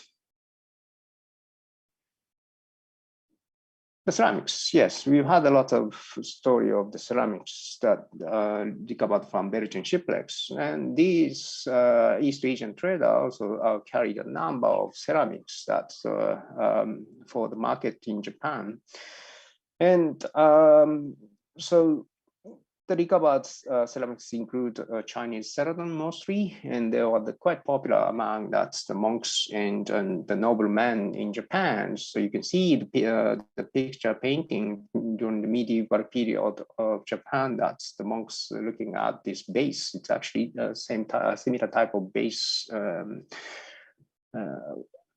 was recovered from the Shinya shipwreck. So another notable ceramics, tea bowls. Well, tea ceremony started around this time period in Japan, and then by examining these ceramics, they concluded that actually the owner of the cargo of the Shinya shipwreck was temple and shrines in Hakata and Kyoto in Japan. So the monks and the noblemen actually hired these Shinya ships and chartered, and then they ordered it special precious ceramics from China. And not only the ceramics, they ordered it some spices, presumably, and the recovered the spices from Shinya shipwreck include the cinnamons and black peppers. Okay. Yep. Now, another botanical item recovered from Shinya shipwrecks was actually a ginkgo biloba. Yes, ginkgo biloba. Well, not sure that actually there's been long-term debate when ginkgo biloba introduced to Japan from China, and it's clear. It's quite clear actually. Ginkgo biloba was introduced to Europe from Japan, but from China to Japan was distributed when it happens. And well, the Shinya shipwreck is good. Provides a good evidence. That was one of the popular trading items that ginkgo was traded during the medieval period. So, well, it's not the spice, but the botanical items. So, a few slides for my last talk. Well, continuity of this spice trade, we understand that if we are looking at that some shipwreck discovered in Thailand, from Thailand to Japan, actually number of fragrant wood, the sapwood exported. If you're looking at this table, you can understand that the amount of the trade of the sapwood from Southeast Asia to East Asia. So sapwood, it's been trading over the century. When I spoke about that, some items in shows or in treasures, sapwood was there. So sapwood being traded for between Southeast Asian and East Asia over the century. And in 1992, Thai Underwater Archaeology Unit found one of the wrecks in the Bay of Bangkachai. And first time I heard about this shipwreck from my friend Warawit Hasfat. Unfortunately, he passed away already several years ago. My friend, and one of the important wrecks that I've heard from him is this shipwreck. Why? Because it carried a number of sapwood, and so it was early 17th century trader, and it contained various types of artifacts, including some metal objects and number of porcelains, and also the sapwood. You see the side plan clearly showed how sapwood was stored between the bulkheads inside the hold. Oh, this ship, relatively large ship, was 24 meter long, 4 meter wide, and sapwood was stored like this. Well, Thai researchers studied on sapwood like this. There's another evidence, not archaeological evidence, but Japanese painting depicted Thai sham ship. Japanese painters depicted the Thai ships in detail. So these ships actually sailed from Thailand directly to Japan and Nagasaki, which carried a number of sapwood and other items. So this is a story of spice trade, the trading in the past. Thank you. So, yes. Yep, I finished. Yeah. Finish? Oh, thank you very much, Jun.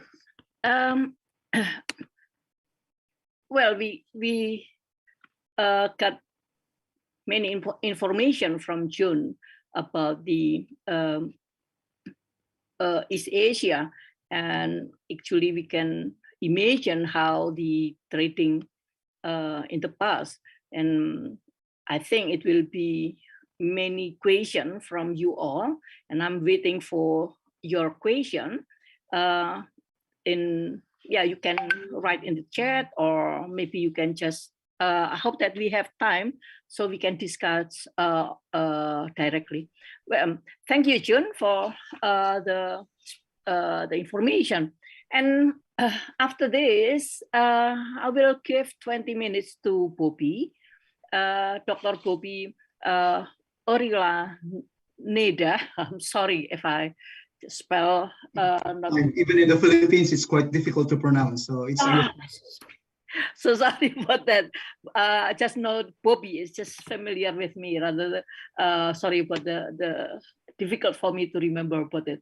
And Bobby is the officer in charge, senior museum researcher at the Maritime and Underwater Cultural Heritage Division of the National Museum of Philippines.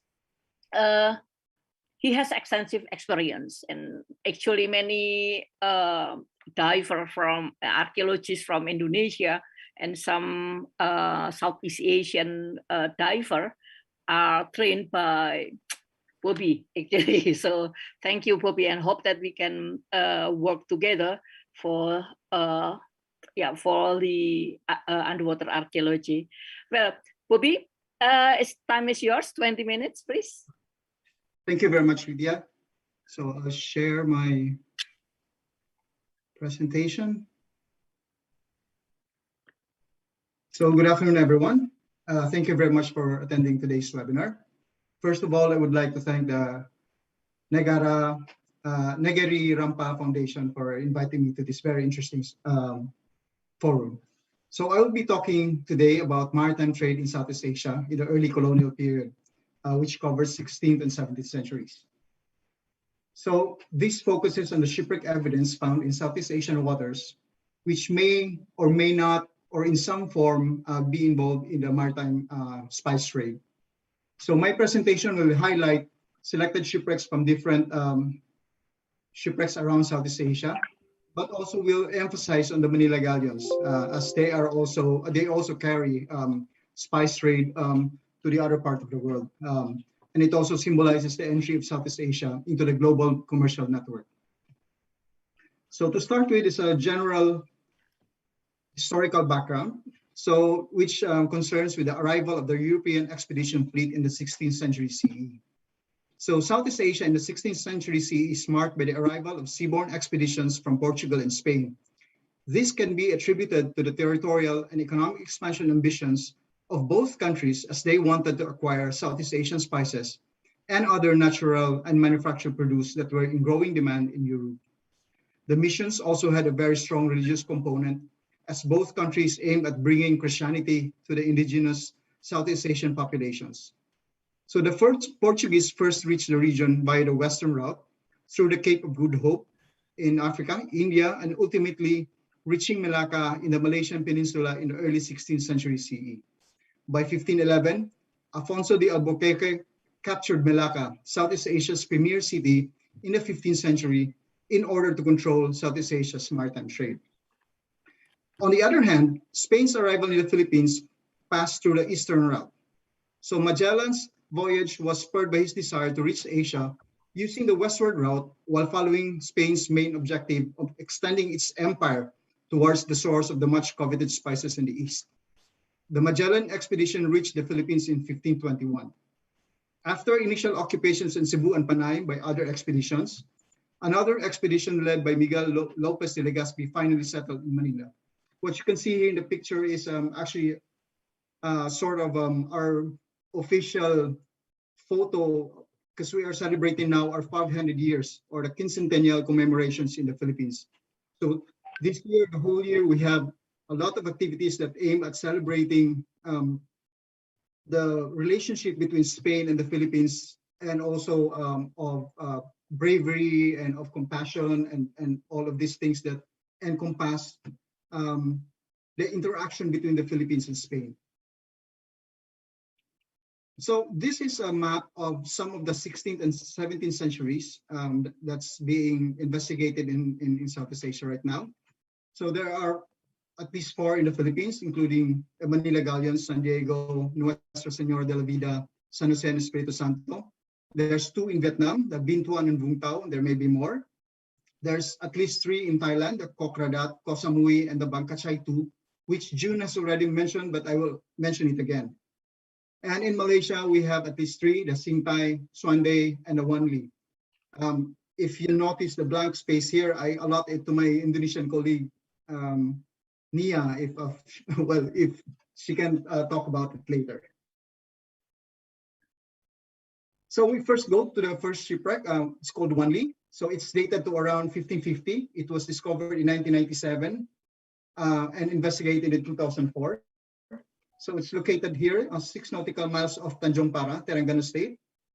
A lot of shipwrecks in this area here in West Malaysia have been extensively trawled by different fishing vessels over the years. So it's not surprising that a lot of shipwrecks that has been discovered were already destroyed, and its discovery was also spurred by ceramics snagging on the nets of the trawlers, which they report to people. So it led to a number of discoveries, especially by Stens Jostrand in the 1990s. So what you can see here are the photos of the destruction of the Wanli shipwreck. So the shipwreck is about 17 meters long and constructed with a rib framework, suggesting a European style of shipbuilding. However, the wood used was a tropical type, most frequently found in the Philippines and India, suggesting that it was built in Southeast Asia or India. So a substantial or maybe most recoveries from the Wanli shipwreck consisted of a lot of assorted types of Chinese blue and white wares that was called Kraak wares and manufactured in Jingdezhan, Jiangxi province in the 16th and 17th centuries. So what you can see in the photos are just a lot of decorations, different decorations, different types of blue and white wares that was produced during that period. So besides the blue and white wares, there are also examples of Tradescant jars, which you can see on the left side of your screen, upper part, with green glaze, and also some Chinese jars with light brown glaze and dark brown glaze. And there's even a bronze cannon jar that was recovered. So the investigators surmised that the ship belonged to a Portuguese merchant based in Macau and may have been used on the Estado de India route that serviced the Macau, Malacca, Goa, and Manila route, and may have carried the whole range of Chinese ceramics that was traded during the period. So next is the Bangkachai 2, which is dated to 1610 plus minus 25 years, which has previously been mentioned by June, but I would like to reinforce it. So the Bangkachai 2 wreck is located 2 kilometers offshore Ban Bangkachai subdistrict, Line Sing district in Chantaburi province. So the shipwreck was discovered in 1992 when a fishing trawler's net, again, same with Malaysia, got stuck actually on some materials on the shipwreck. So this was assigned the name Bangkachai Shipwreck Site 2. The site was periodically surveyed and excavated from 1992 to 2002 by the Thai Underwater Archaeology Division. So you can see here a snapshot of the excavation of the site over the years. So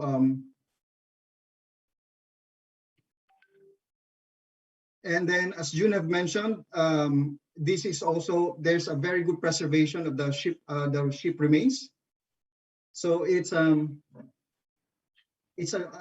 described as a flat hull junk with 3 masts and has a cabin on the rear end. The length of the ship is approximately 34 meters and 6 meters wide. There may have been 17 bulkheads or compartments in the lower hull in here. So 3 anchors are found, such as this one on the lower side of your screen, and all are made of hardwood normally found in Southeast Asia.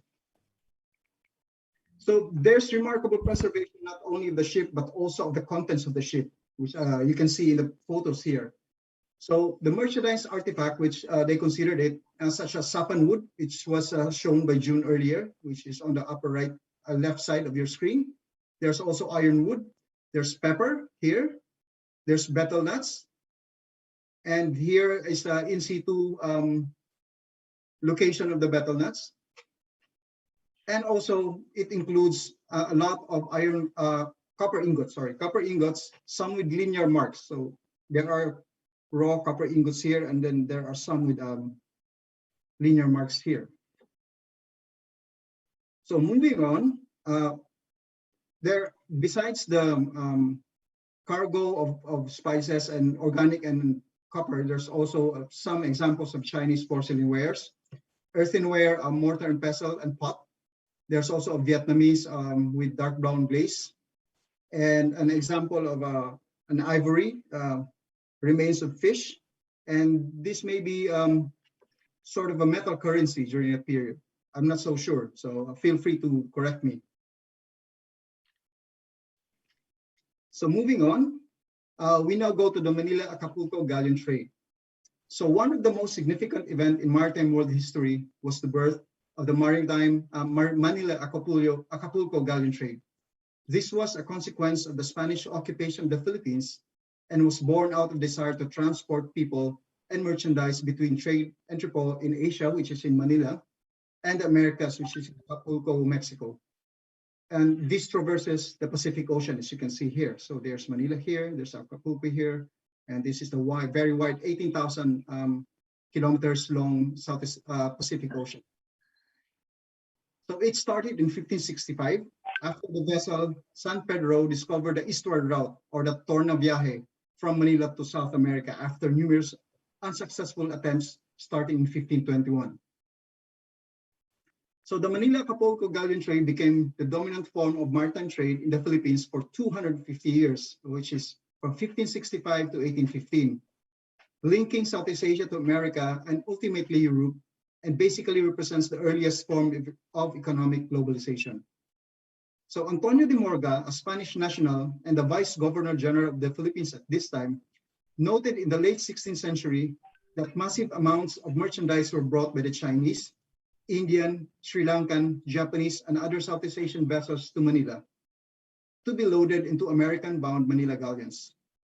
Portuguese vessels to Manila also arrived in Manila from the Moluccas, which is a spice island, India, and Malacca. So their cargoes consisted of aromatic and sought-after spices such as cloves, cinnamon, nutmeg, and pepper, among other merchandise. So what you can see here is a map of the 16th and 17th centuries Manila galleon shipwrecks. So there are 4. So we start with Espiritu Santo, which is dated in 1576. The vessel was an outbound Manila galleon that reportedly shipwrecked in Catanduanes Island, which is in the eastern part of the Philippines here. So survey and exploration activities started in 1992 and periodically continued until 2008. I was involved in this for a number of years. We almost covered all of the island here in Catanduanes, especially on the eastern side, using different types of electronic surveys. And unfortunately, for all of those years, we only found this number of late 16th century Chinese cracked porcelains in one of the beach on the eastern side, and nothing more. We didn't find anything more. We found an anchor, but this type of anchor is more of the recent type.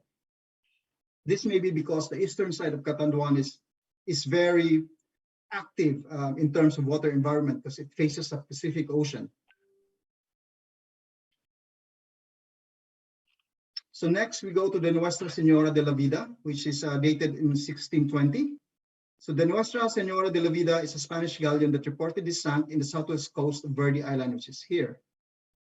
So excavated in 1985, the Nuestra Senora de la Vida is considered significant at that time, since it was the first time that a keel, which you can find here on the lower part, and a photo mosaic of the keel here, and some fixtures belonging to a Manila galleon have been found.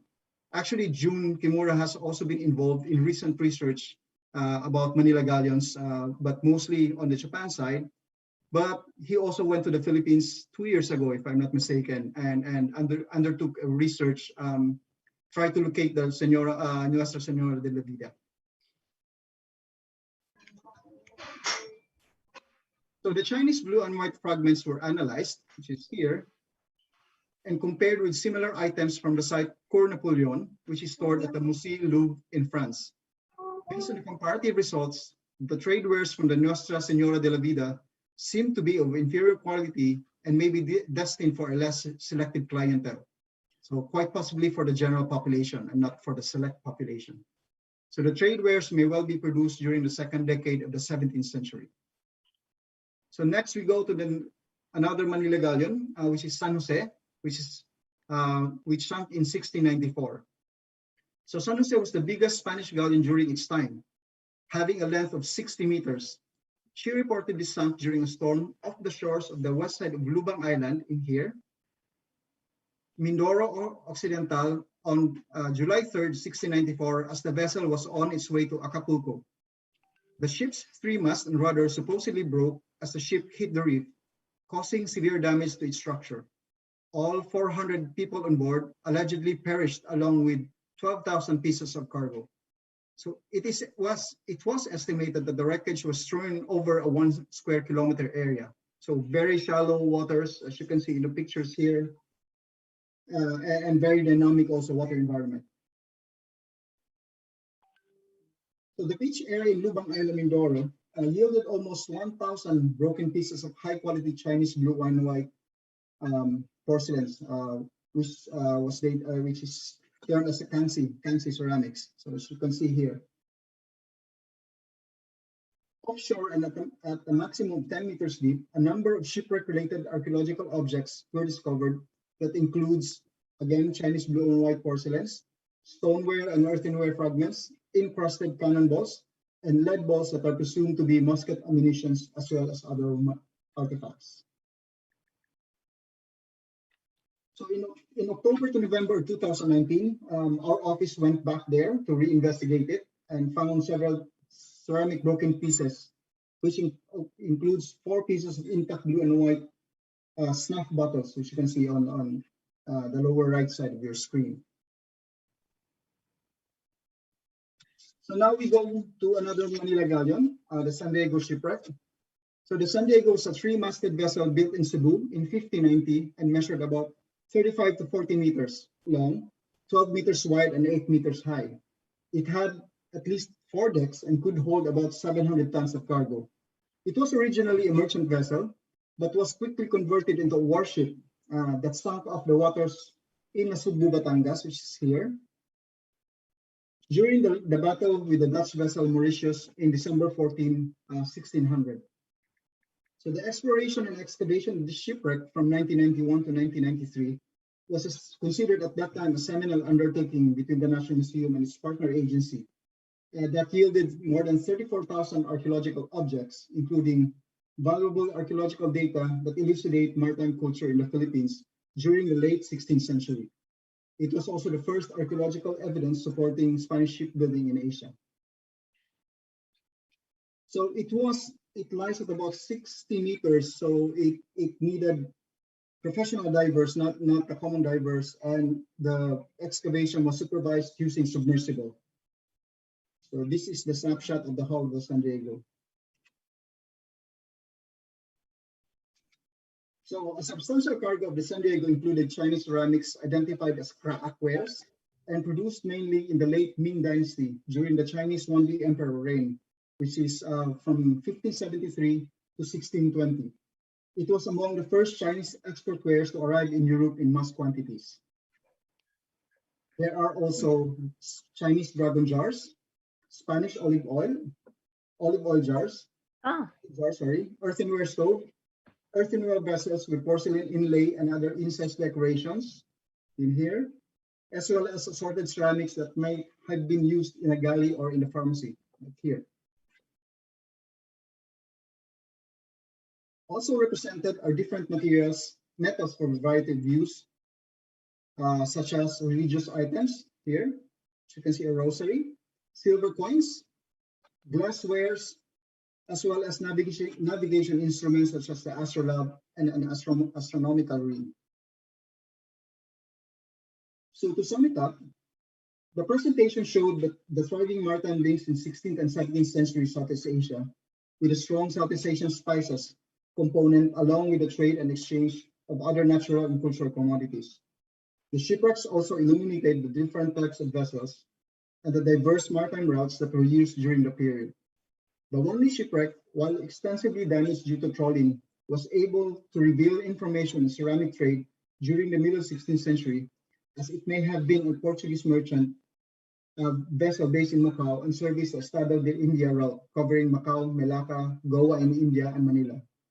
The Bangkachai II shipwreck, on the other hand, was well preserved and may have been an Ayutthaya-based trading vessel that sailed the Southeast Asian route and maybe Japan, as Jonas mentioned earlier, in the early to middle 17th century. It is very interesting to see the actual remains of organic materials such as pepper, betel nuts, and sapanwood, as well as substantial amount of copper ingots. So spices from the Moluccas also form an important component in the Manila-Acapulco galley trade. Stare a metterlo in quella scatola dove c'è il filtro. By Portuguese and other Southeast Asian vessels to Manila to be transported. Qual era un'altra cosa che mi doveva fare il coso? Despite the absence of organic materials on the Manila galleons, due to the very dynamic and shallow sinking environment for the Espiritu Santo, Nuestra Señora de la Vida, and the San Jose, Historical documents have ample citation that spices were part of outbound Manila Galleon cargo.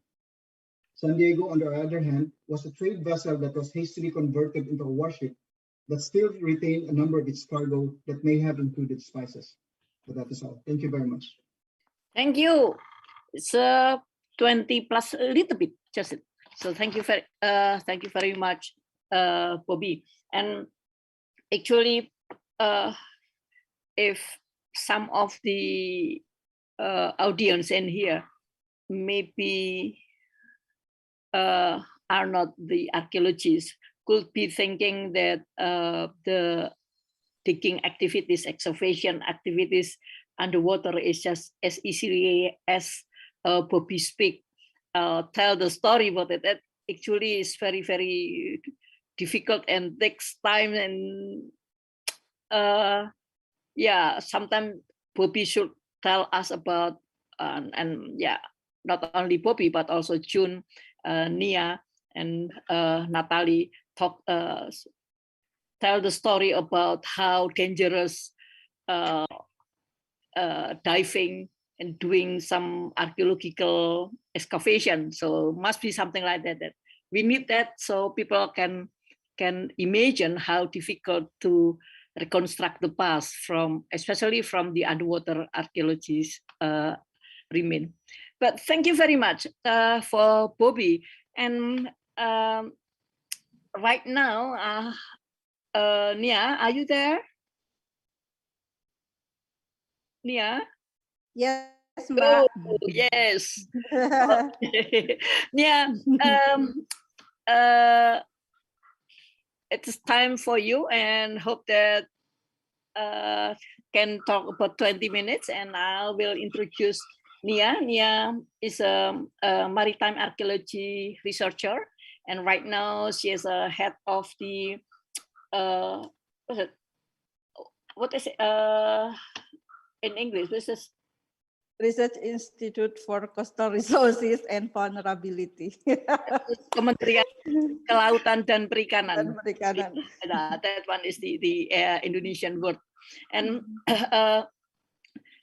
she graduated from Gajah Mada and also from Cook University. So I know her long time ago, so, from long period. So just why she called me Mbak. So just that is the good situation, and I'm happy to have that one.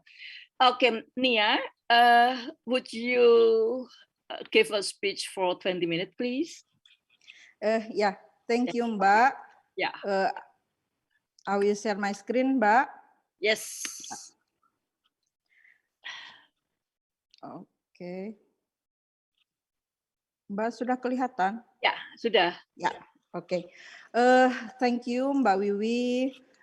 Good afternoon, good evening, good morning, everyone. Hello, June. Hello, Bobby, Natalie, and all the audience. Lots of friends here. I'm very happy to see all of you. And before I start my presentation, I would like to thank Pak Bram and Yayasan Negeri Rempah for inviting us today to present in the session of maritime culture related to the underwater cultural heritage. My talk today will be about the recent discoveries of underwater heritage of spice route in Indonesia. From the past 3 years, we started the research project in Rio Archipelago, which is in Abang Island, a very small island in Rio Archipelago. And then we also had a project in Ternate and Tidore Island, but the project was, the budget was cut due to the COVID-19. So this is our project not finished yet. We still lots of things to do in this two area. So about Indonesia and spice route, I want to show you a picture. This is a young boy in Abang Island in Rio Archipelago. At the time, last year, we went there for doing survey in this island. And during our survey, we have we had like a learning session for the kids and for the local community. We show them that their island is located in the strategic position of the spice route and maritime silk routes. So that's why you can see here, we asked the young boy to show, to find his island. Where is it? So this is a very nice approach to the community and to the public, that Indonesia is in the spice route, and we have lots of underwater heritage and maritime heritage related to the theme of the spice route and also maritime silk route. Sorry. This is the map, just to show you some of our shipwreck location. But for this presentation, I will focus on the shipwreck from Rio Archipelago in Abang Island, and also this underwater site from Ternate and Tidore Island. So this is a very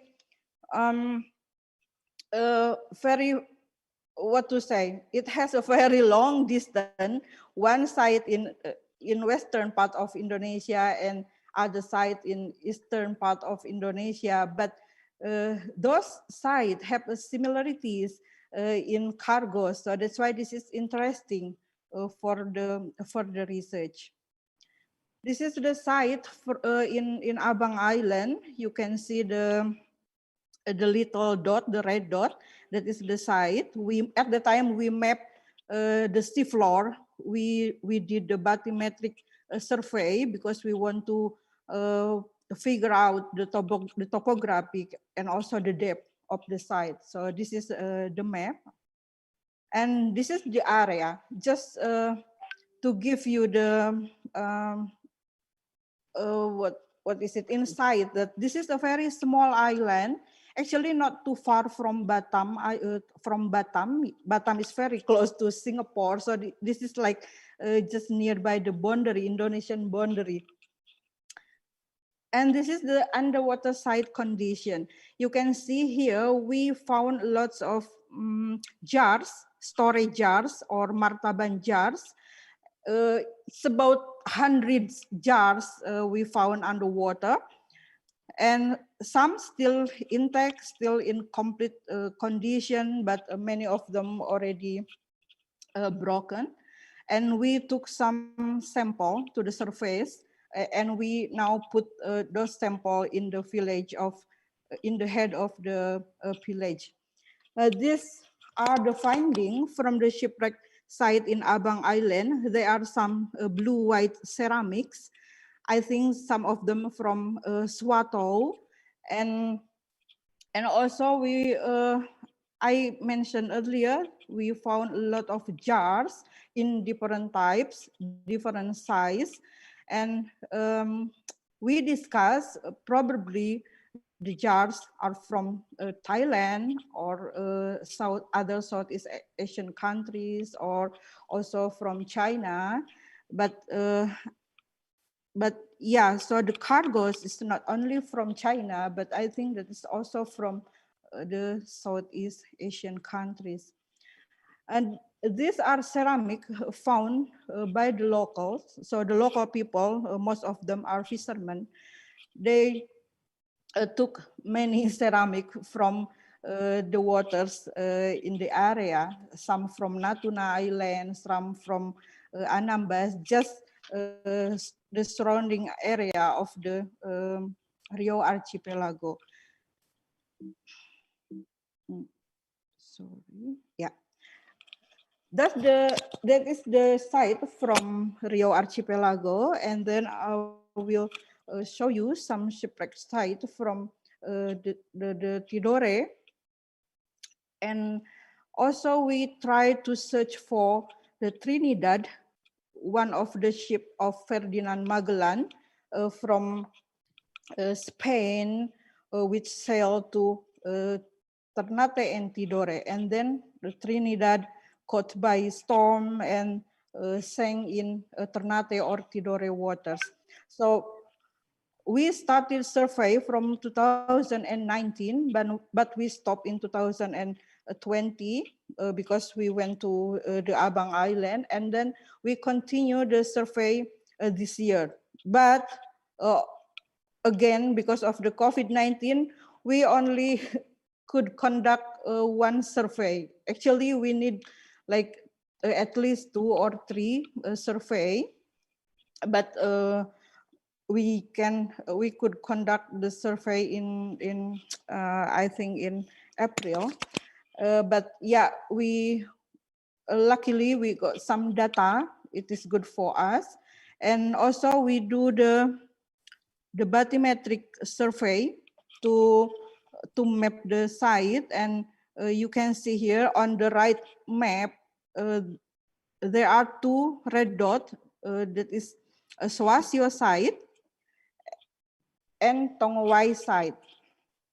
And in Ternate, we dive in front of Benteng Castella or Castella Fort because there is one literature that mentioning that the Trinidad probably sank in nearby the Castella Fort.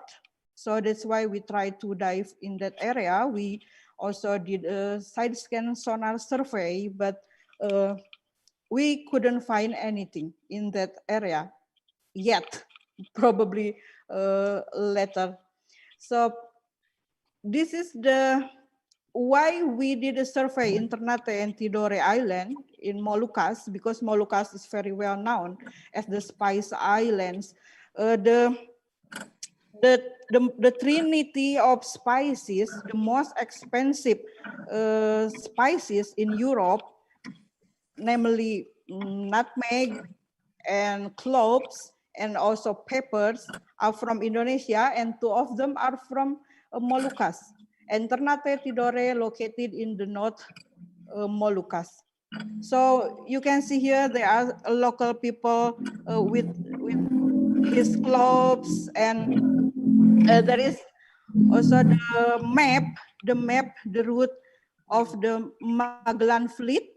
Magellan from the Spain and sail up to the Philippines and then to the Borneo, but Magellan passed away in Philippines, and the ship Trinidad and Victoria, commanded by Juan Sebastian Elcano, sailed to Tidore, and they arrived in Tidore in 8 November 1521.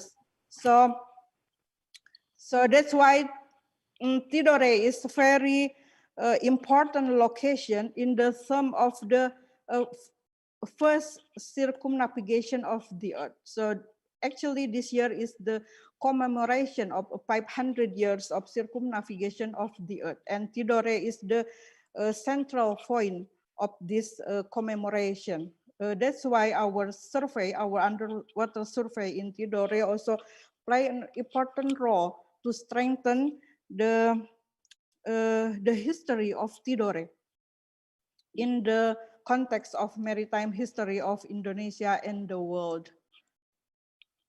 Okay, so this is Trinidad and Victoria, because Trinidad and Victoria left Tidore on December, but then Victoria continued his journey back to Spain and prove that the earth is round, and Trinidad couldn't make it. Trinidad sank in Tidore with 50 tons of cloves, and the literature said that Portuguese seized the cloves, and also they took the wooden plank of Trinidad to build the Castella fort. Castella is the Portuguese port in Ternate. We tried to make a replica of Trinidad, just a small size, and we will put that in the local museum in Tidore. I hope this month the replica will arrive in Tidore. And this is one picture showing the landing site of Trinidad and Victoria in Rum Beach in Tidore. And then the Spanish government built one monument there in 1993, I think. This is a Castella Fort in Ternate.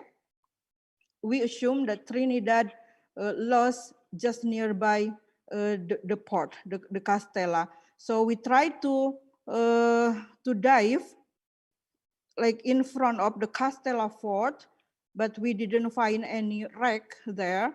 We just found one channel underwater. You can see on the map below on the right, there is a small channel for boat to pass, because in front of Castella they built what is it, like a reef, reefs like for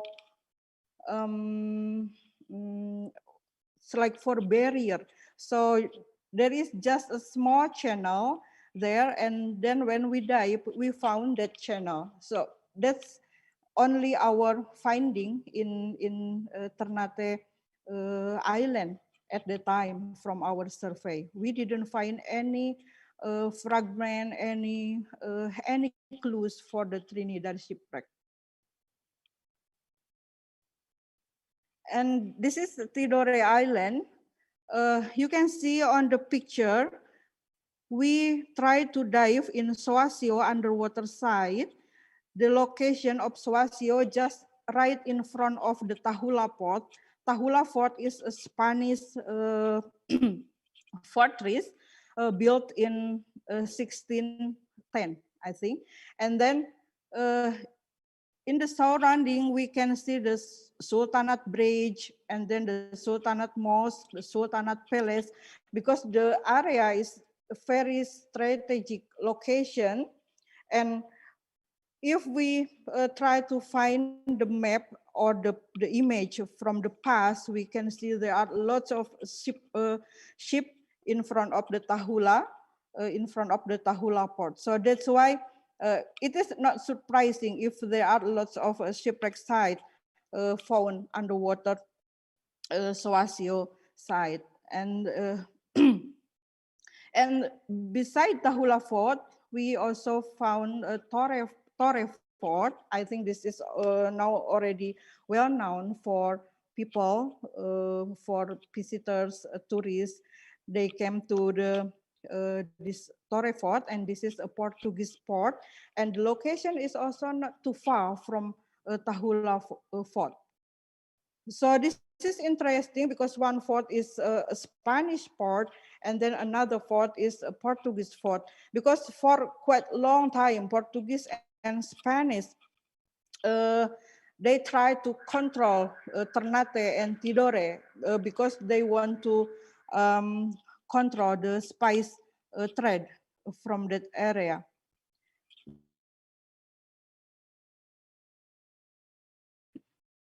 This is the condition, and we found not many, but some storage jars. Some storage jars also with many different types and size, and some show the similarity with the jars from Rio Islands. This is a ceramic findings. Yeah, Mbak. This is a ceramic findings from Soasio site. There are some.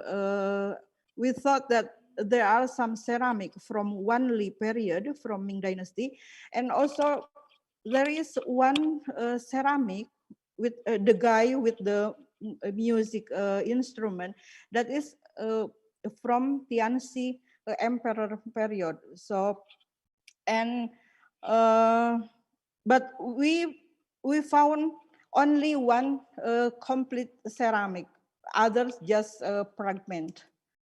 And this is the ceramics underwater. When we did a diving survey, we did tagging and then documenting all this artifact, and then we choose some of the ceramic for the sample, and then we will put that in the local museum. This is the earthenwares, the storage jars from the same site from Swasio. You can see the shape, the size.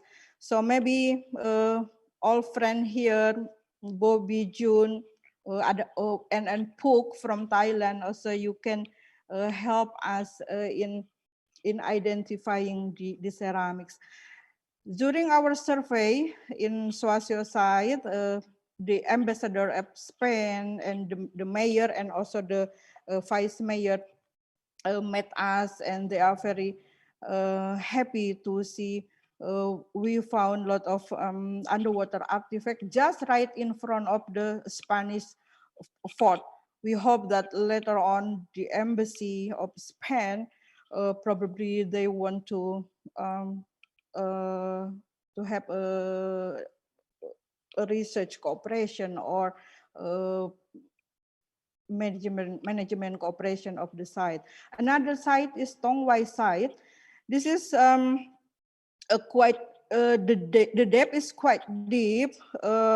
We found one cannon, iron cannon, in the depth of 20, I think 27 until 42. And there are 2 drums here and some ropes, because in 1990s, the salvagers from Japanese, sorry June, they tried to salvage many artifacts from the site, but they were not successful to leave this. Recording stopped. The cannon. Recording in progress. And this is another cannon salvage from Tongwai site found in one guest house in Tidore. And the cannon is produced in Macau because there is the inscription mentioning Manuel Tavares Bocaro manufacture. And the cannon has some symbol, cross symbol, and then globe symbol, and probably some spices. This is from the same site, from Tongwai site, and the treasure hunters salvaged this cannon in 1990s. This is another artifacts salvage in Tongwai site, earthenwares, and they just put in the storage in guest house, so just like abandoned and not not maintained at all. So that's why we and my colleague Zainab also tried to communicate with the local government of Halmahera Tengah and Tidore. We want to conserve this, and then we can put that in the museum. So this is the discussion. This is my last slide. The presence of shipwreck site along with the cargoes in the Abang Island and also in Tidore has complemented the historical archive of the spice route. The shipping patterns and traded commodities can be reflected in shipwreck data, which is a moving image of the development and emergence of maritime commerce, Guan said. Underwater artifacts from Swasio and Tongwai site in Tidore include Portuguese cannon made in Macau in 1627 and some Swato Chinese ceramics and other blue-white Ming Dynasty ceramics from 2 different imperial period, as well as earthenware storage jars, which were possibly produced in Thailand or China or other Southeast Asian country.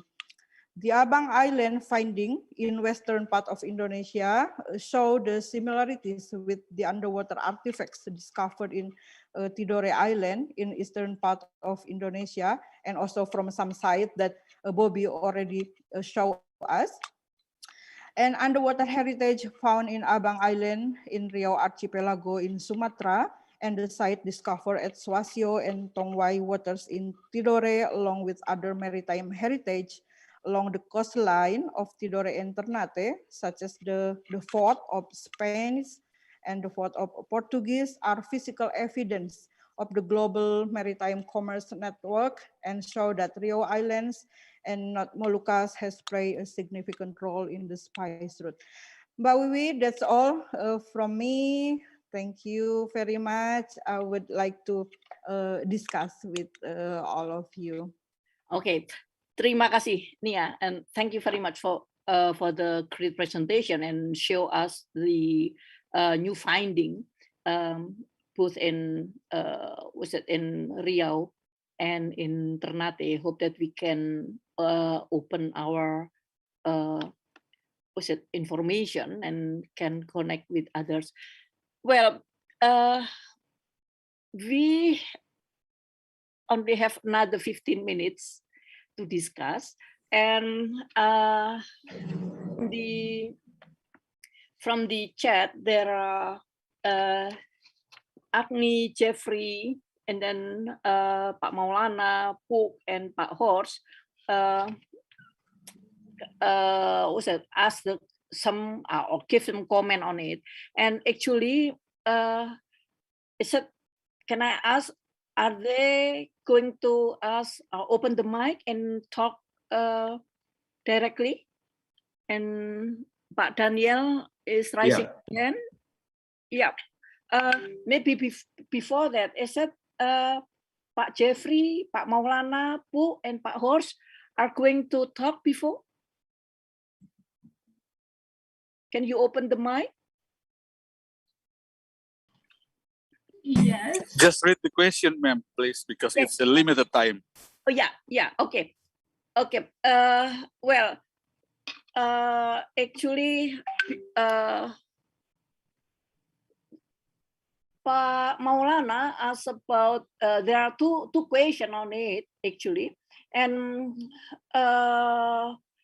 maybe all the presenter can read it and then answer it, while Pak Daniel, who raised the hand, can ask the question. Yeah, please. Ya, Ibu Nia. Assalamualaikum, Ibu Nia. Can you determine? Iya, Pak. Yeah, can you determine the is it a Demak shipwreck or a Spanish wreck you found in Abangan Island? Can you identify the origin of the wreck besides the ceramics left on the bottom? Jadi apakah itu kapal dari Demak atau dari mana, Bu, yang ada di Abangan Island?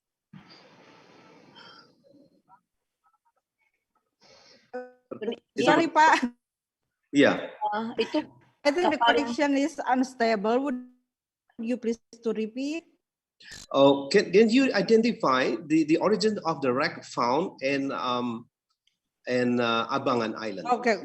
The origin of the heritage found underwater Abangan Island.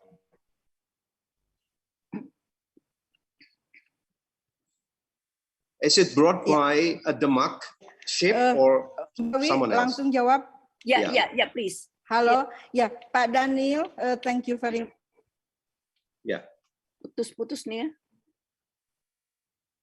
Putus-putus nih ya. Tidak ada suara nih ya. Iya. Ya, sudah ada suara. Ya, Pak Daniel. On off nih ya. Nggak ada suara nih ya. Oke. Yeah. Okay. I'm sorry. Yeah, my internet connection is unstable. Mbak, about Pak Daniel question about the origin of the ship. Actually, until today we didn't have a clue yet the origin of the ship because actually we found some wooden fragment. We hope that is from the wooden plank, and we took the fragment to the lab last year, but the lab result say that the wood is bayur wood, kayu bayur, Pak, kayu bayur, and bayur is quite well known not only in Indonesia but also in Southeast Asia, in India, and also in China. But the movement is not too movement, so that's why we didn't take the. We cannot assume for now this is the ship from Indonesia or from China or perhaps from India or other Southeast Asian country. Just but the wood is kayu bayur. So it can be from Indonesia or other Asian countries. Begitu, Mbak. Okay. Terima kasih. Terima kasih, Bu. Terima kasih Pak Daniel and Nia. And Natalie, there is a question from Pak Jeffrey. Would you just read in the chat, and then hope that June can answer 2 questions from Pak Maulana and from Puk. Pak Maulana asked about who bring spices to Japan, and Puk asking about the growing of the settlement during 8 to 9 centuries. Natalie, should I read it? Yeah, no need to read it. Okay, thank you. Wijia, thank you. But I think Jeffrey's gone. So would it be okay if I answered Moe's question instead? Because she's asking about how to curate this wealth of material that is contained within Indonesia's oceans. And Moe is still here. So I think that'd be a really interesting question to engage with really briefly if I can. Moe, I think first of all, there's many ways you can approach it, and investing in museums, decentralizing museums from Jakarta, and spreading them out and investing across the archipelago. I think the Ministry of Marine Affairs and Fisheries has this wonderful program called Desa Wisata Bahari, which is a wonderful way of engaging with local communities and villages, supporting livelihoods through cultural heritage. There's a couple of sort of pilot projects underway, but a lot more could be made of that program. Making these stories accessible, so digitally, but also making them accessible to different generations by providing different access points and entry points for the different stories that can be told. And this actually goes back to Jeffrey's question about how to tell the stories of the people on the ships, thinking about it from a more critical perspective, not just an archaeological or a historical perspective, but thinking about what it can tell us about slavery and indentured labor, for example, creating multiple entry points for people. Working together across nations. And you gave some really, I loved your presentation, Moe. I learned so much, but supporting that sort of bilateral and multilateral relationship building across institutions and people-to-people links, and also investing in the next generation of people who are going to be engaging with this cultural heritage. So working with students to get them excited about the wealth of stories that are in Indonesia's ocean and Southeast Asia's oceans. That was a really quick answer, but I know we don't have much time. Okay, thank you, Nat. June, would you answer the question from Pak Maulana and from Puk?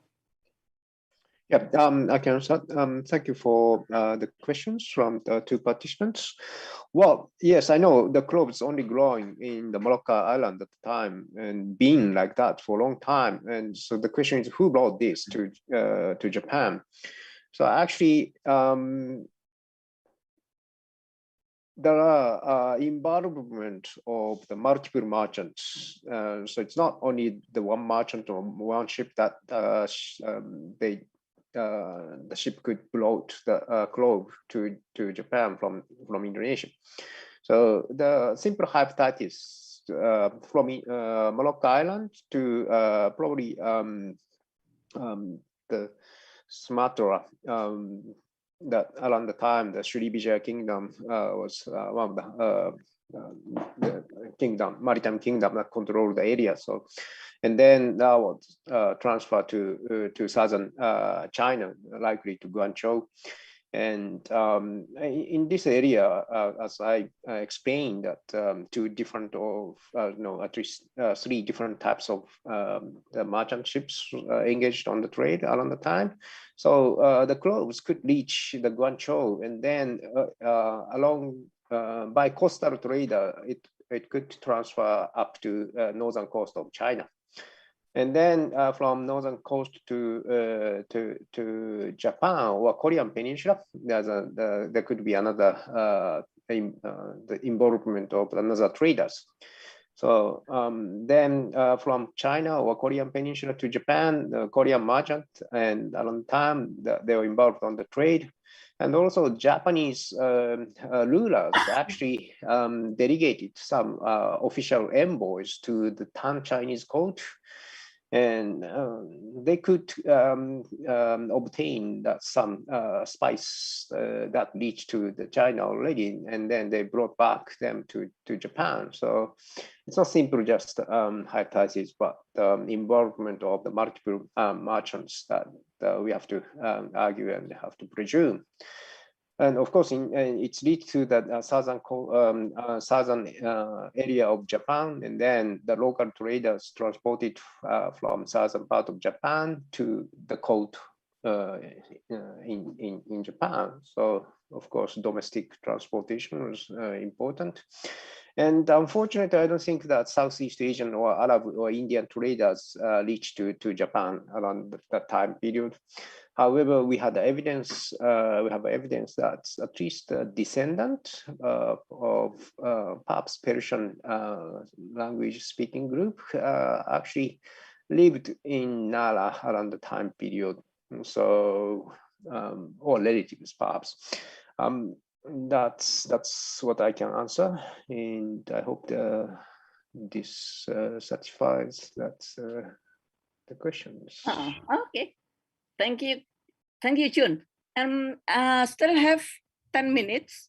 And Pak Horst, would you just open your mic, please, and can ask? And after that, I hope that Sinatria can open the mic and then ask the question directly. Yeah. Do you hear me? Yes. Yeah. Okay. Sometimes my microphone doesn't work properly. Okay. Now my question was about the volume actually of spice trade. We tend to talk about spice trade like being something which fills up harbors. In the very end, production as we know it in Ternate, Tidore, Makianda, and so forth, as well as in Banda, never raised above 600 tons in the 18th century. It must have been much less before that. So my question would be to all of the participants, what could you tell us about what you guess, how many ships would you need to take along those 500 tons at the very best of pure Indonesian spices? Yeah. Is there any participant can give some idea of actually Pak Horst? And then actually in the beginning, Natalie asked some question too. So actually we can discuss actually, but it's only another 7 minutes that we have. But while we are thinking, I hope just give the mic to Sinatria. Sinatria, do you want to open your mic and ask directly? Yeah. Hello, everyone. Yeah. Thank you, Mbak Wiwi, for the opportunity. I just hello, Mbak Nia. Apa kabar? I just want to ask about the research in Tidore because I went there, I think in 2014 when I did a research on the Portuguese canon there.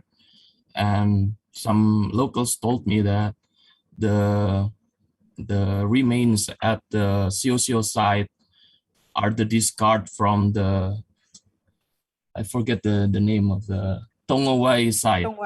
Yeah, is that true, or is that is a similar cargo as well there, or it's a totally different? Thank you. Thank you, Adi. Thank you very much. Yeah, about the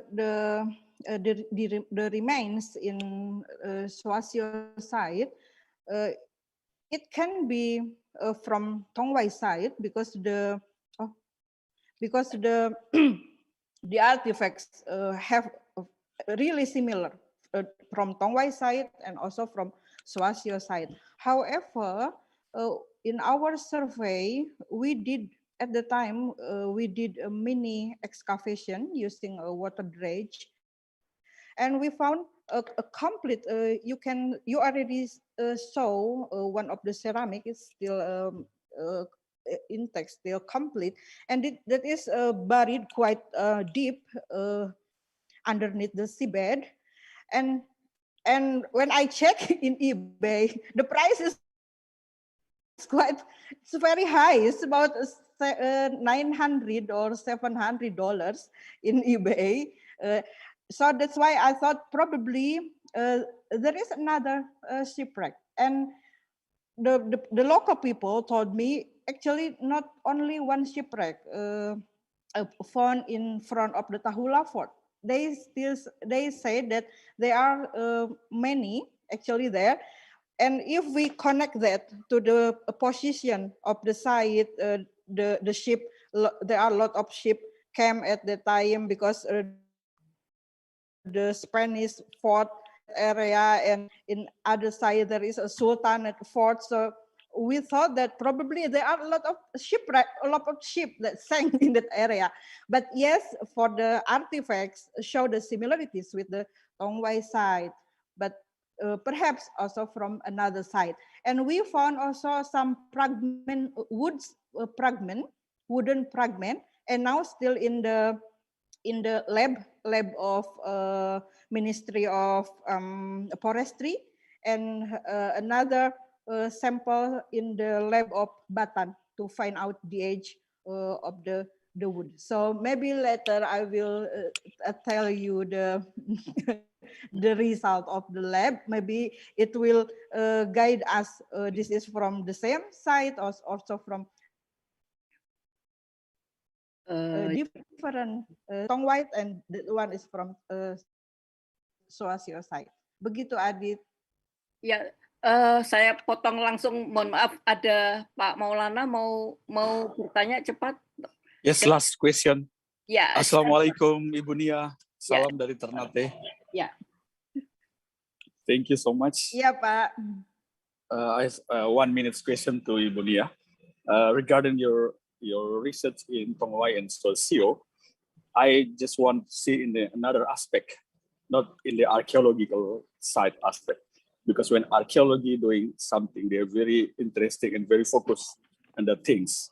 But what's happened with the environment itself? Because the archaeologists, the underwater archaeologists, they bring something from underwater to the up. And what's happened to the coral reef or the fish or the daily life? For example, in social life, when local people know that they have a treasure inside the ocean, they might think something different. Oh, we have a treasure here. What should we do? Blah, blah, blah. But if you don't discover too much, keep the treasure and the secret below it's in its place, something like that. What do you think the paradigm? Because when that happened in Tidore, I see many protests from young generation doing the dive site of Soasio and Tongwai. Please, terima kasih banyak Ibu Nia. Ya. Terima kasih Pak Maulana about the environment. When we survey, we did a mini excavation. We already really careful to not to disturb or not to destroy the coral reef. We are about the sample of artifact. We also just lifted some sample, only 20 samples from the shipwreck site, because we want to put that in the local museum, because not all people can do diving. So that's why we discuss and also discuss with the local government.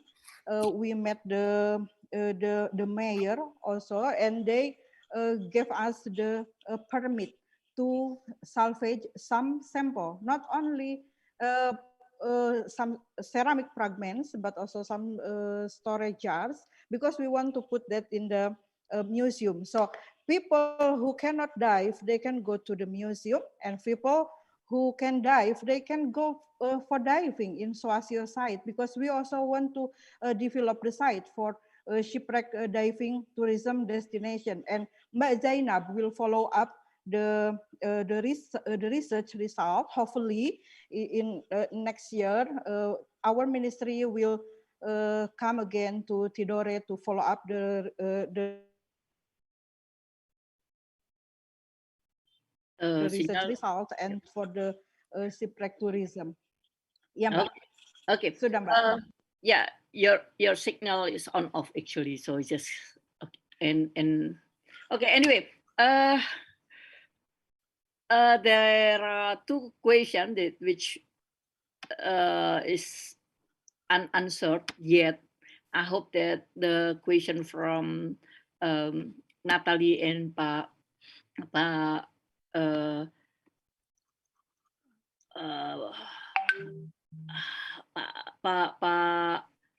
ada Pak Wandi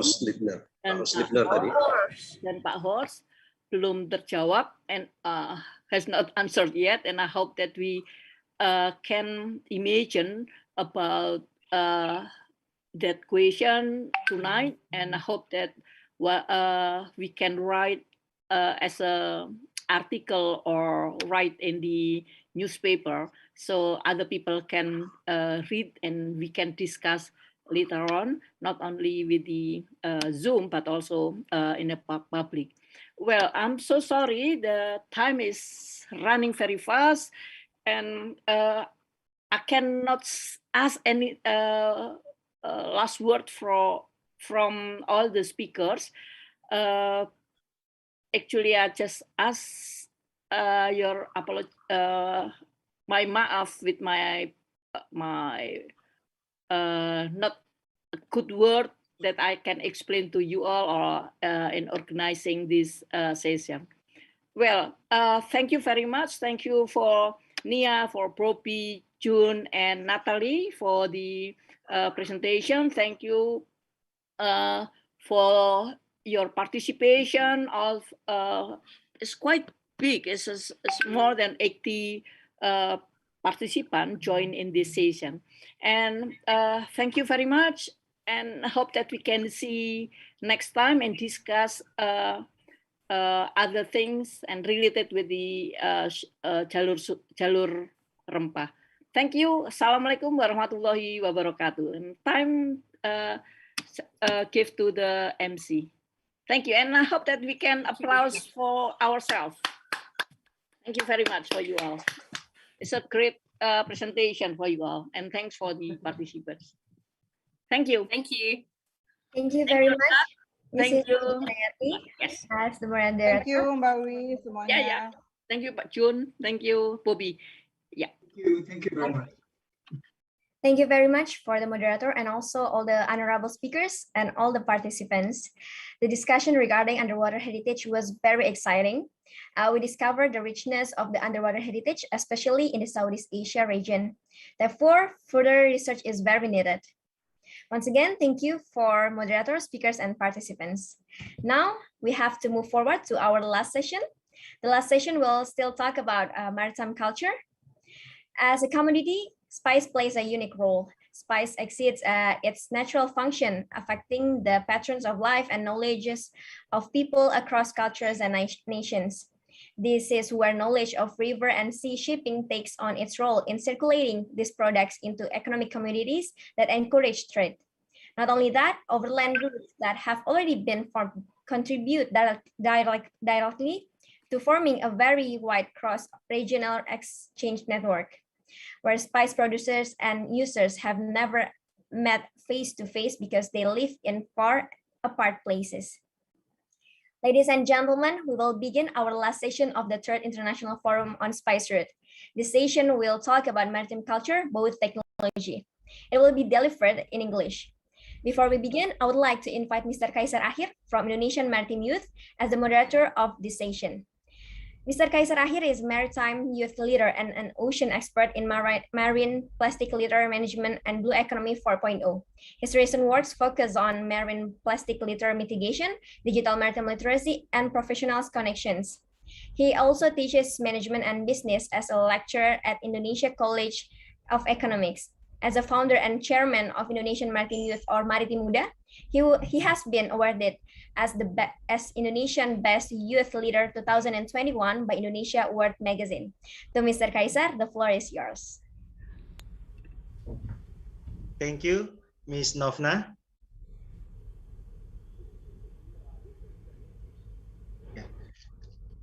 Good afternoon, everyone from Indonesia, and have a good day to all participants from around the world. My name is Kaisar Ahir from Indonesia. Will be a moderator for this session.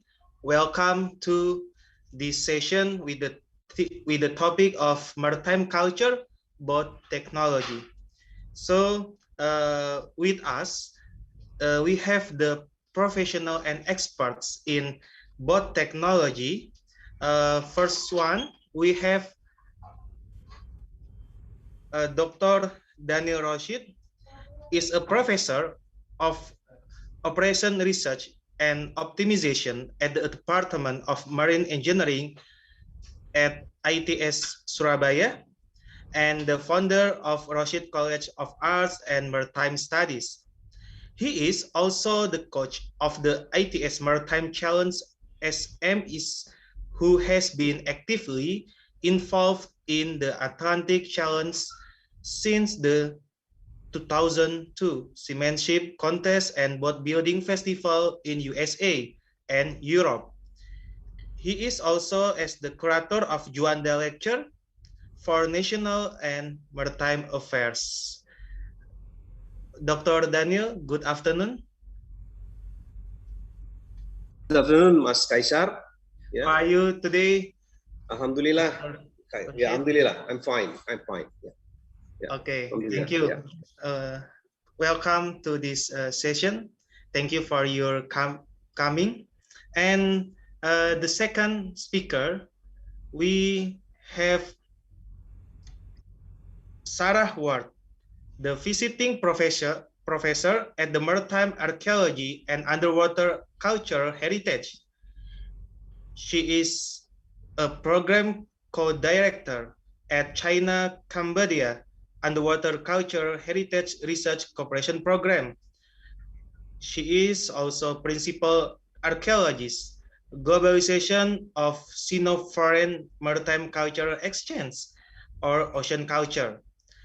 And he is the special collaborator, ports and harbors of Southeast Asia at the Human Environment Intangible in early modern maritime trade networks.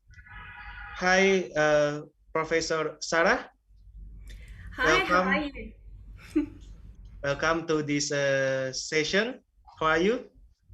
Hi, I'm very well. Thank you for having me, Kaiser, and thank you to all the previous speakers. It's been a wonderful day. Okay, nice to meet you, and I'm not patient to hear your great presentation. And the third, thank you. The third one, we have Dr. Horst Rippner. He holds master and PhD degree from the Department of Anthropology, University of Cologne in Germany on Malay Studies in 1993. He received a scholarship from German Academic Exchange Service, or DAAD, to study at Hasanuddin University in Makassar, South Sulawesi, Indonesia in 1988. He is an anthropologist with research interests in maritime culture, specifically in traditional technology. Some of his research include traditions of boat building and navigation in South and Southeast Sulawesi, and the terminology of shipbuilding and navigation in Konjo. He has been involved in many projects and events with Indonesian governments to revive maritime culture. Welcome, Dr. Horst Rippner. How are you today? Gimana kabarnya di Jakarta? Alhamdulillah, baik. Everything is okay. Thank you, Horst Rippner. And the fourth speaker that we have, Dr. Samudra.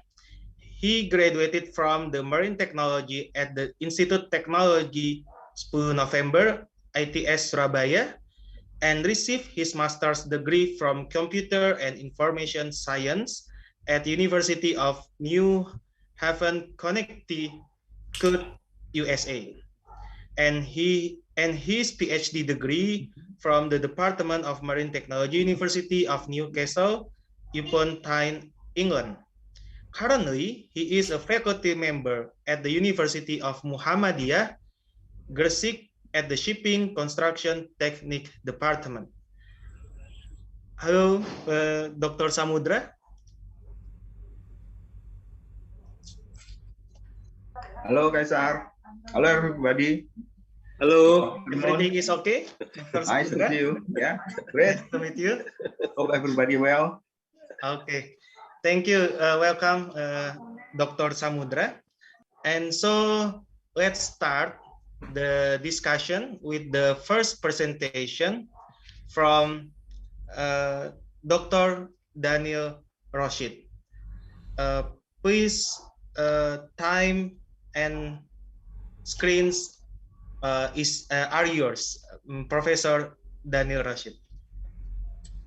Baik, Assalamualaikum warahmatullahi wabarakatuh. Hello, everybody. I'm very happy to be here and sharing experience and ideas on this topic. Yeah, I'm formerly by training a naval architect. So the way a naval architect thinks is rather different from those from the archaeologists. The archaeologists start from postulating a form, then define a function.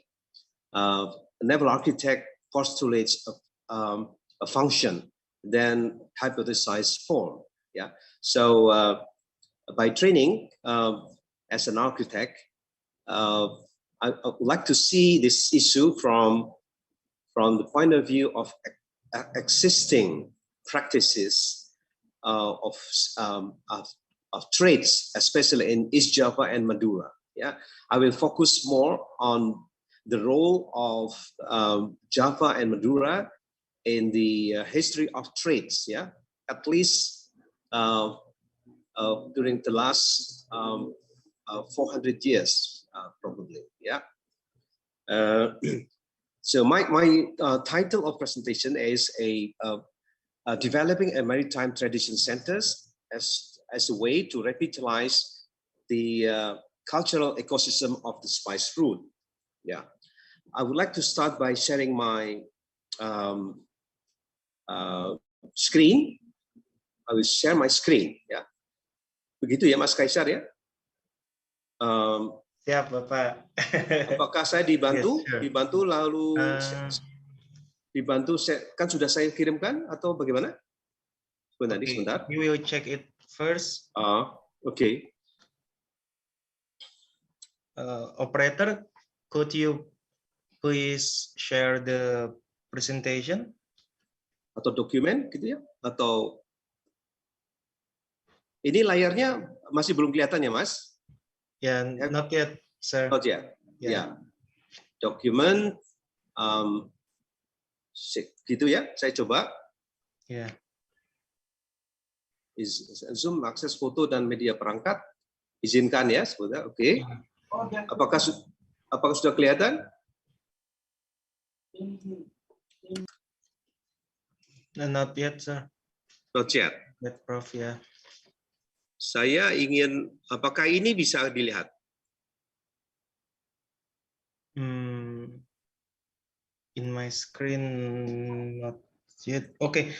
We'll try to operate from here. Okay, please, Yeah. yeah. I've sent the documents.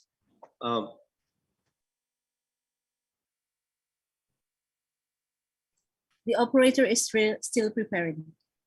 Okay, so I will start my presentation by trying to figure out how the development of trades in Java and Madura especially, and how it depends on the way the development policy adopted by various governments during the last, at least during the last 50 years. Yes, then I will try to withdraw from that period into a more historical background and the role of Japanese and Maduris boat builders and sailors and also traders. Yeah, ladies and gentlemen, so I give the title of my presentation as Developing Maritime Transition Centers as a way to revitalize the ecosystem of the spice fruit. Yeah. Next slide, please. Next slide.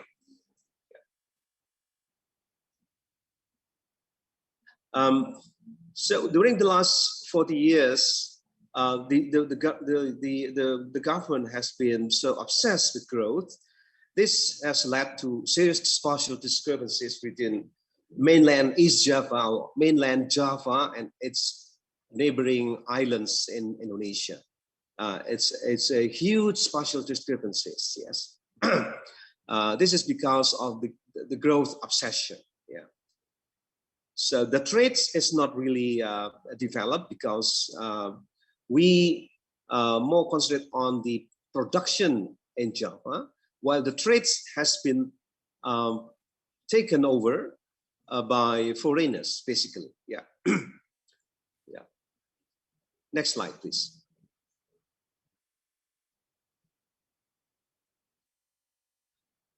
So the growth obsession is this is because we are too obsessed with non-renewable commodity.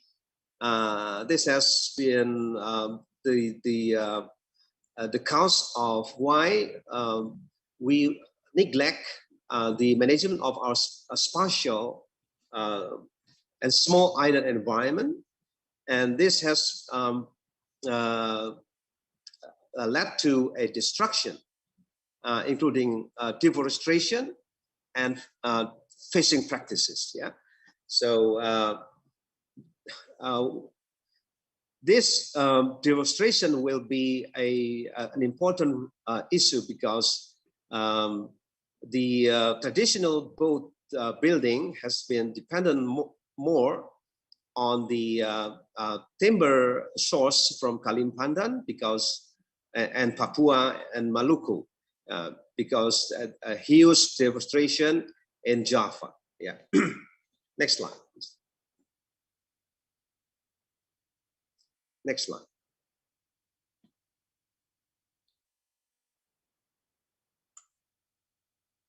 I observed that there is an unfair international trade and commerce, and this has driven an over-exploitations of non-renewable and renewable natural resources, yeah, leading to persistent poverty. Even in Java, there's a huge discrepancies between incomes among the rich and the poor.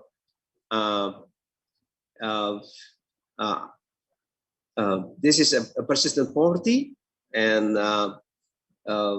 we trade a lot. We exploit our natural resources, but the value we get from the trade is not fair. Yeah, so this is why there is a persistent poverty in many parts of Indonesia. Yeah.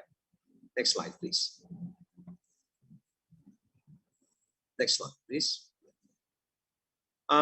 This poverty has instead community rejection to conservation programs. If you go to lots of coastal communities, both in East Java and Madura, and small islands in Sumeneb, for examples, there's sort of illegal fishing practices. The government come with a conservation program, but most of the community reject the program because this program will prevent them from appropriating those resources, especially fishing grounds. Yeah. Next slide, please. Next slide, please. Yeah. Ladies and gentlemen, I believe that sustainable trade and commerce necessitates a cultural ecosystem developed as a convivial technology. Convivial technology is a term proposed by Ivan Illich in the early 70s, when he tried to propose a different path of development in which we are not too dependent on high energy tools, and we rather have a more low energy tools to maintain our creativity and to add values on things. So I have been trying to develop the idea of this convivial technology during the last 10 years. Next slide, please. Ladies and gentlemen, Java was a trading island, and the Japanese and Madras are well-known traders, both builders and sailors. Not only the Bugis and the Bajos and the Malukas, the Javanese and the Madras are also well-known traders, both builders and sailors. And north coast of Java hosted cosmopolitan port cities during the classic period. I mean, during the Majapahit era. This was about 700 years ago. Next slide, please. Since 1970s, our transportation network has been slowly trapped into road-dominated mode with decreasing relative flow of river and sea transport. This is a very important development, and Indonesia has been seen by automotive industry as a huge market. Next slide, please. There's also a brain draining process because of a massive urbanization, where youngsters from out of Java migrate to growth centers in mainland cities in Java. This is very important background, cultural ecosystems, why we need to understand how both technology will be developed. Next slide, please. Industry-oriented massive schooling has systematically neglected the abundant agro-maritime resources. So I see that massive schooling has been a major factor of urbanization and how the agro-maritime resources have been neglected, because the school system is too industry-oriented. We need to have a more different learning centers, to overcome this problem. Next slide, please. There's a need to shift toward a more decentralized life growth obsessed to be supported by more balanced multi-mode of transportation network with sea transport as the backbone, to facilitate efficient movement of goods and people. Especially in the archipelagic part of most of Indonesia, like East Java. In East Java, there is about hundreds of small islands, and some of them are inhabited by the Maduris and the Javanese, and also from the Bugis, the Bajos, and so on, and small islands in Sumatra. Next slide. In developing the boat technology, we have some choices. We need to have a more appropriate, convivial, low energy, promoting creativity and independence of peoples, especially for the young. I adopted the approach by Ivan Illich and Gunther Pauli and Schumacher in this case to develop what I call maritime tradition centers in small island location and East Java. Next slide. We have to promote a regional inter-island sea transport using pelayaran rakyat. to complement the modern shipping sector. We cannot.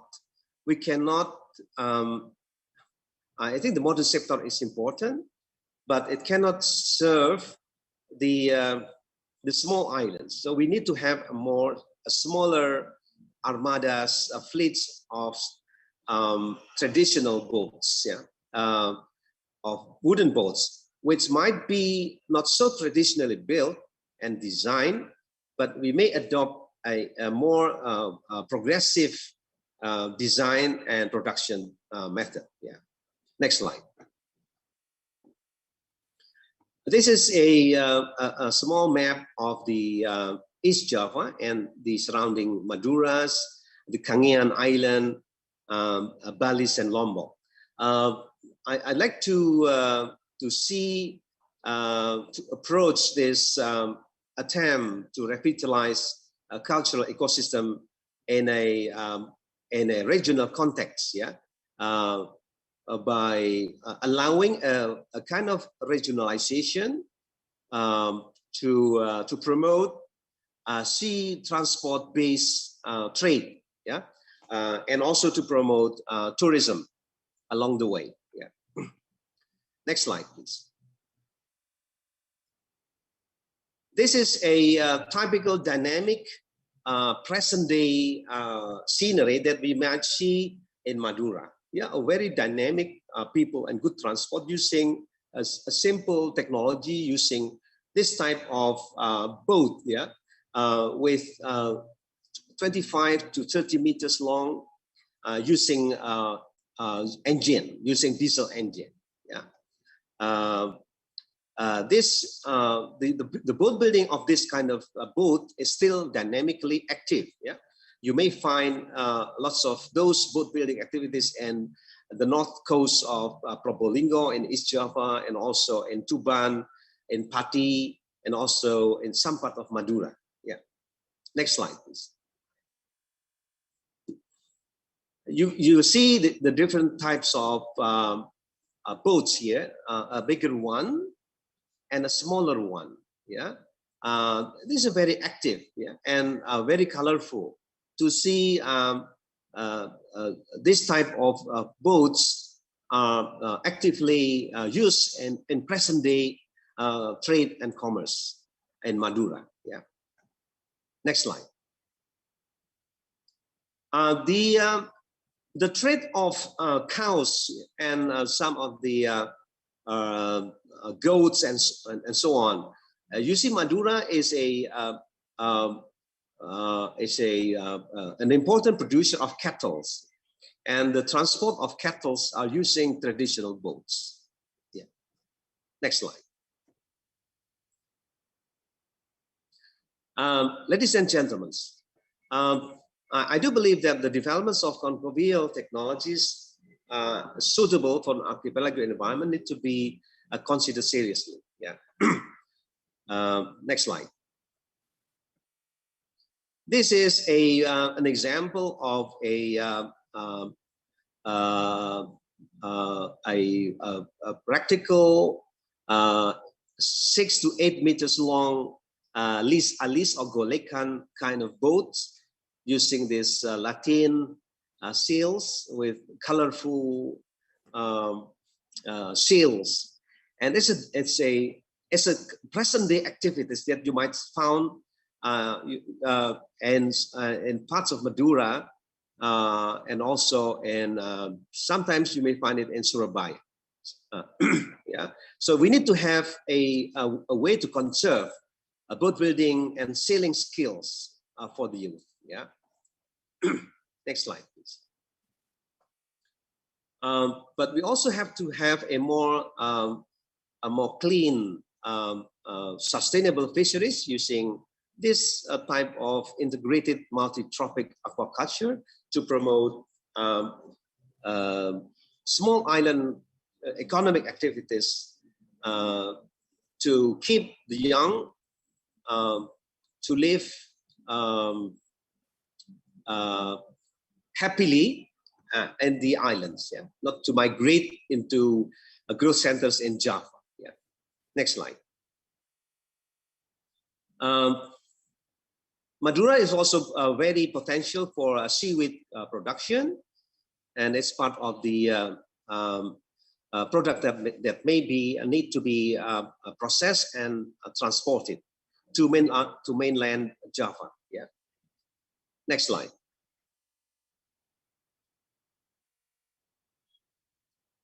This is a very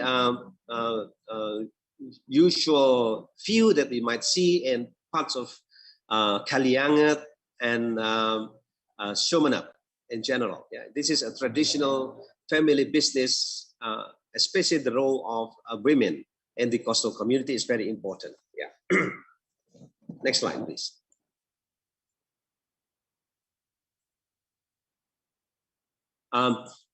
There is also plenty of coconuts product, and this is a very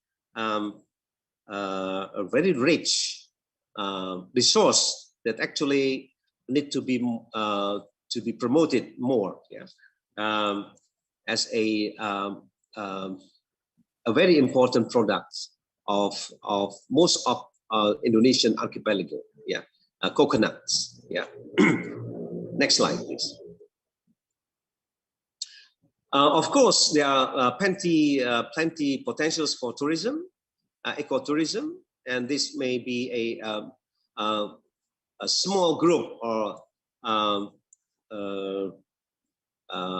not mass tourism, but small special interest tourism that we may also develop in those small islands. Next slide.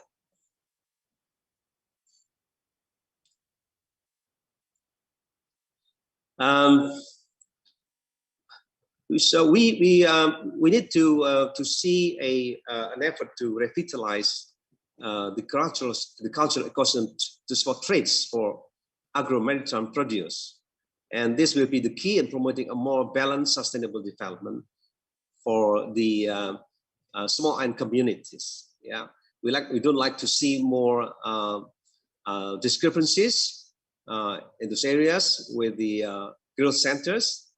We need to spread more of the economic activities by maintaining sea transport systems, yeah, as a cultural ecosystem, yeah, to trade and commerce. Next slide. We have been trying to discuss with the local authorities in Sumeneb, with the international collaboration with the European communities, and trying to develop a maritime tradition centers in which the young may learn boat building,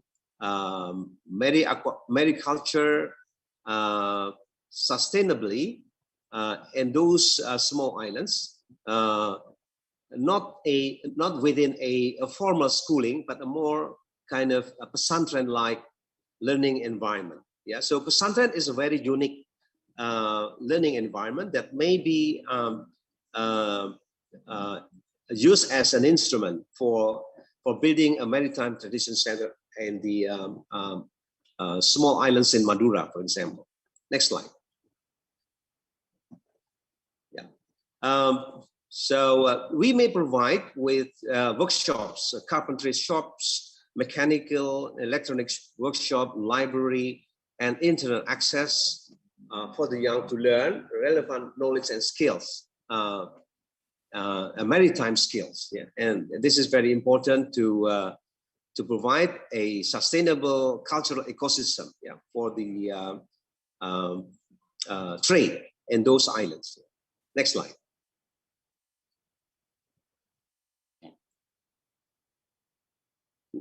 Next slide, please. Yeah, this is a very typical view of a pesantren in Madura. Yeah, this is not only for boys but also for girls, and usually they learn more on religious teachings like the Quran teaching, but we may provide them with workshops so that they can learn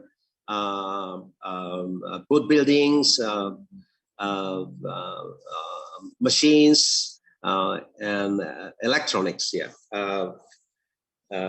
to complement their skills in language and religious studies. Yeah. Next slide, please. We also have been developing an event in which students from universities contribute in 2 weeks activities. We promote edu-sport activities for youngsters in remote small islands to develop cultural ecosystems with the local communities. Yeah, we've been doing this for the last 5 years. Yeah, and we like to enlarge the participants from all of Indonesia and ASEAN. So we will have the next Indonesia Maritime Challenge in Labuan Bajo next year. Yeah, in August next year. We'd like to invite colleagues from Singapore, Malaysia, the Philippines, Vietnam to participate, and also from Timor to participate in the Indonesia Maritime Challenge events. Next slide. This is typical activities involved in the Maritime Challenge. We did it in 2016 in Bawean. The students lived in the islands for 2 weeks. They learn, they involve in local small island communities, and they learn how the ecosystems, and also they compete in seamanship skills. Yeah. That will be my last slide. Our experience has been a training for locals like the Bajos and the Bugis to use different approach to design and boat building, and we found that they are quick learners. So we believe that we may train the traditional boat builders new skills that will equip them with new approach and thinking, not to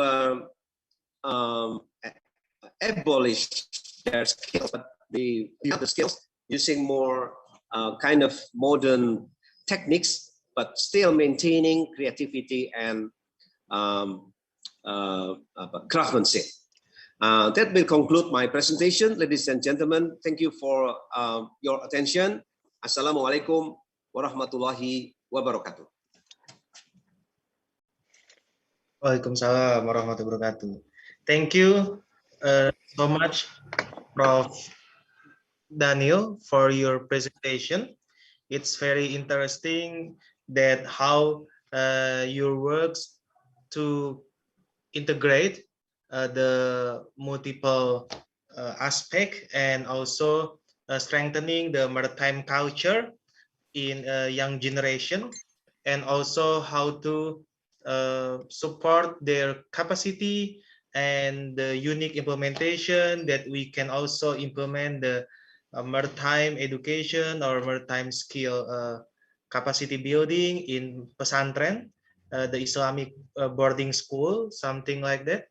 And then we now continue to the second speaker, the Honorable Professor Sarah Ward.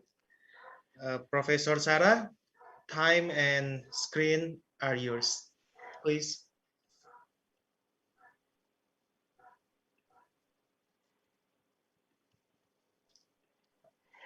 Wonderful. Thank you so much.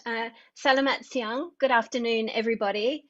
And thank you again for the very kind and generous introduction and the wonderful opportunity to be here today. I first visited Indonesia when I was 13. So I feel that although I'm not there in person, this is taking me back to a nice memory. So thank you all. It's a great privilege to be here at IFSR 2021 this year.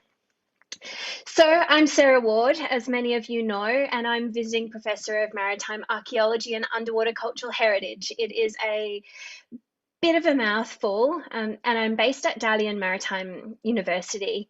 So because we are trying to bridge cultures and foster intercultural understanding today, I would like you to indulge me for a moment as I tell you a little bit about Dalian Maritime University.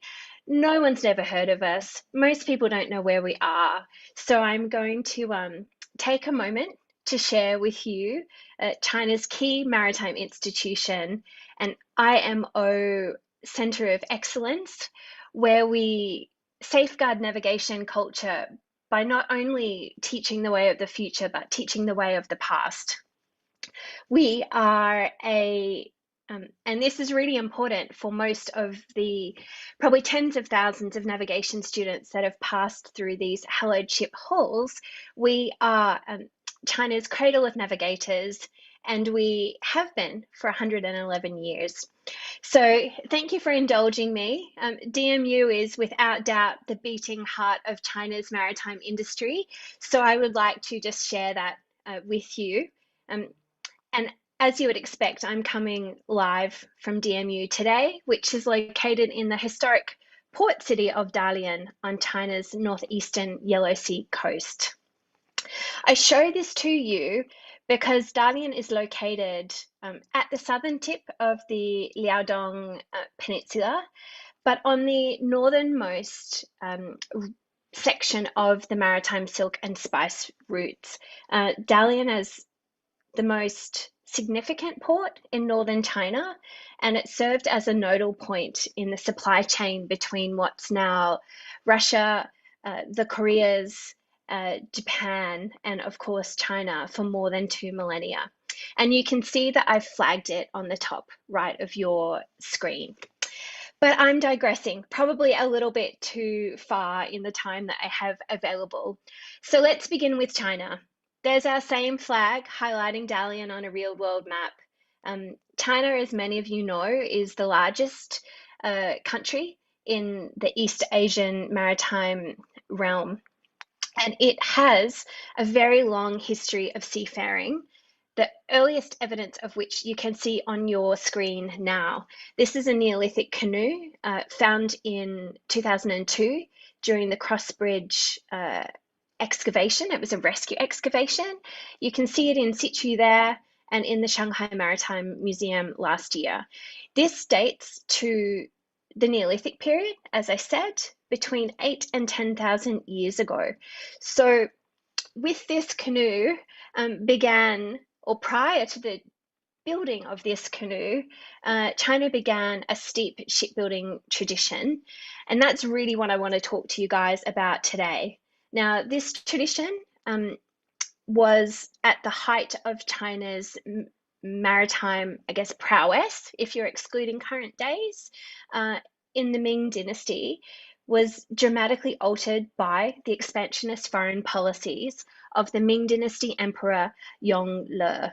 You can see him here at the time, and here we have what we would imagine him to look like today. So like every Chinese ruler for 1,000 years before him, Yongle aspired to incorporate foreign polities into a system of hierarchical and tributary relationships, which were centered on the Ming court. And this is a depiction of we think, is Yongle holding court. I'm sharing this because his power was an exceptional extension of the overland power and the military might that had kind of been focused to China's northwest, really until the early Ming Dynasty. So today we want to explore the impact of those Ming maritime policies, many of which are in the Daminglu, the Great Ming Code, and how that shaped not only China's shipbuilding traditions, but those of East and Southeast Asia, and how the cultural exchange along the spice routes or the silk routes, and the intermingling of those two really had an impact on what was a technological innovation at that time. So for the next 15 minutes or so, I'm going to take you through the local and inter-regional shipbuilding traditions. We will consider the interplay of technological innovation, hybridization, and transfer that arise from what's been called the Southeast Asian effect on outsourced ship construction, but you could equally call it the spice route effect on ship construction, and a developmental, I guess, path dependence that we see in the maritime archaeological record. But as you know, Sino-foreign maritime cultural exchange didn't start in the Ming Dynasty. It started, in China's perspective at least, in 111 BCE, when Emperor Wu of the Han Dynasty, remember the Han Dynasty runs from 206 BCE to 220 CE, he sent a group of envoys carrying gold and silk to Southeast Asia and returned with exotic spices and other species. So this, we believe, is the earliest evidence, again, we have of not just China going out, but having those exchanges with the Indonesian archipelago and other areas of South and Southeast Asia. So the seaways that they used are pretty much what's on the screen now. You'll hear them in different literature called the Maritime Silk Routes, the Maritime Silk Road, or the Porcelain Road. I want to highlight, because it is a little bit contentious at times, that these are three really simple terms for what is an incredibly complex phenomenon that isn't limited to trade, but socio-cultural, geopolitical, and economic factors that we really can't summarize in those three words, although we try. So for the purposes of today, they are interconnected or loosely interconnected sea routes. And as you see, and as people have talked about earlier, that really link Japan, Korea, China with the Indonesian archipelago, broader Southeast Asia, the Indian subcontinent, Persian Gulf, Middle East and Africa, but also we now know to Europe. So in the 2,000 years that followed Wu's envoys, the spice routes, and I'm going to skip back, emerged as this new economic architecture that extended, as I said, beyond trade and exchange to the transmission of technology, which we're talking about today, environmental information, customary knowledge, and really caused a shift in geopolitical power that contributed to the rise and fall of some of the world's greatest civilizations. And I show you this because we're seeing that mirrored somewhat today. But what of ship technology? And what of the ships themselves? This is the Shannan ship that John spoke of earlier. And why, and this is the real question, why are ships important as maritime cultural artifacts in and of themselves? Well, I'm showing you an old quote, but it still stands today. The answer is simple, because ships were, and in many ways still are, measures of society. And if we think about that and we cast our eyes to what's in English, the exploitation of the works of nature, or Tiangong Kaiwu, the author, Song Ying-xing, made this incredible quote, and I like to share it with you because it's talking about the different kinds of ships' names in the past, where those names were derived from, such as their shapes, such as the cargoes that they carried or the materials from which they were made. And this is a writer, an engineer really, in 1637, looking back at the past, not just the earlier Ming Dynasty, but from the, I guess, the dawn of seafaring in China. So considering the shape, he talks about sea eels and river bream, but what I'd like to show you are some classic examples, such as Niachuan, the bird ship, which I think many of you might not have seen before. So this is a small wooden vessel often used for fishing and coastal trade. It gets its name because of the beak-like prow, the wide beam. It has like a pointed round stern that I would argue resembles a bird's tail feather. And as I said, it's used for coastal voyages. and not even coastal as we refer to today, which is from Darien to Korea and Japan, but inshore or nearshore waters. And what's unique about it is that although it was fast in the wind, when there was no wind, you could use oars as you would have in a European galley. I like this. This is a turtle ship. It's not Chinese, but it's mentioned in Chinese literature. This is a Korean warship. And if anything resembles a work of nature, I think this is it. It's Gwaegwan, used by the Korean Navy in the Joseon dynasty from 15th to 19th century. It overlaps with China's Ming dynasty. And I think it's really, well, it's exceptionally unique, and that the, I guess, reinforced kind of top of the hull is really intended to protect the warriors. It's metal, it's spiky, and it's a shell-like covering, the similar that a turtle would have. And you see at the bow is a turtle head, or in this case, a dragon head protruding from the hull, and that was used to launch cannon fire or flames from its mouth. So the earliest depiction of this is 1415, which coincides with the early Ming dynasty when we had our emperor. So skipping ahead is the centipede ship. Some of you might think this looks somewhat like a trireme, but it takes its name obviously from all of the oars, and there are 9 down each side, which resemble the centipede's legs. It's called Wugong Chuan. It's an oared vessel. There is a significant amount of literature which suggests that these were the result of cultural interaction and technological exchange with the Portuguese, and the fact that, having seen Portuguese galleys, the Chinese shipwrights tried to replicate that, and ultimately were taught by 2 Portuguese shipwrights how to construct these. They've got a much smaller oar loading than the Portuguese, who are reported to have 40 each side. And to offset that, there's ulos, or sculling oars at the stern. But the thing that makes me smile is that once the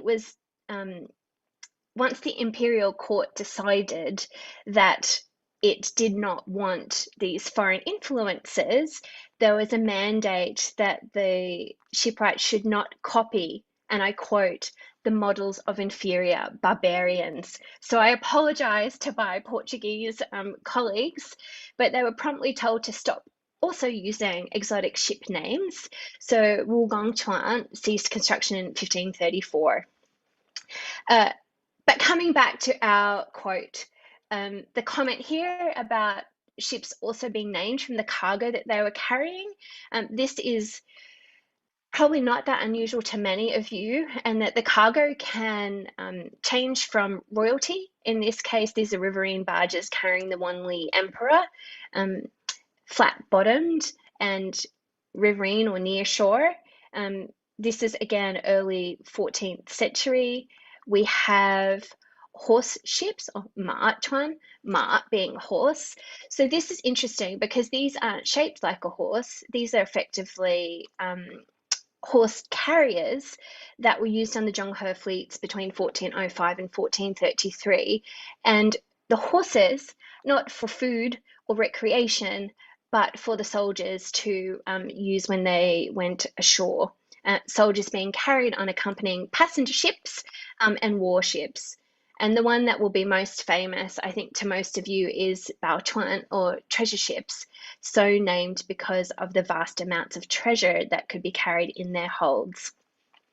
I mentioned these 3 were all used by Zhonghe, the Chinese admiral that used the existing silk and spice routes for his diplomatic voyages between 1405 and 1433.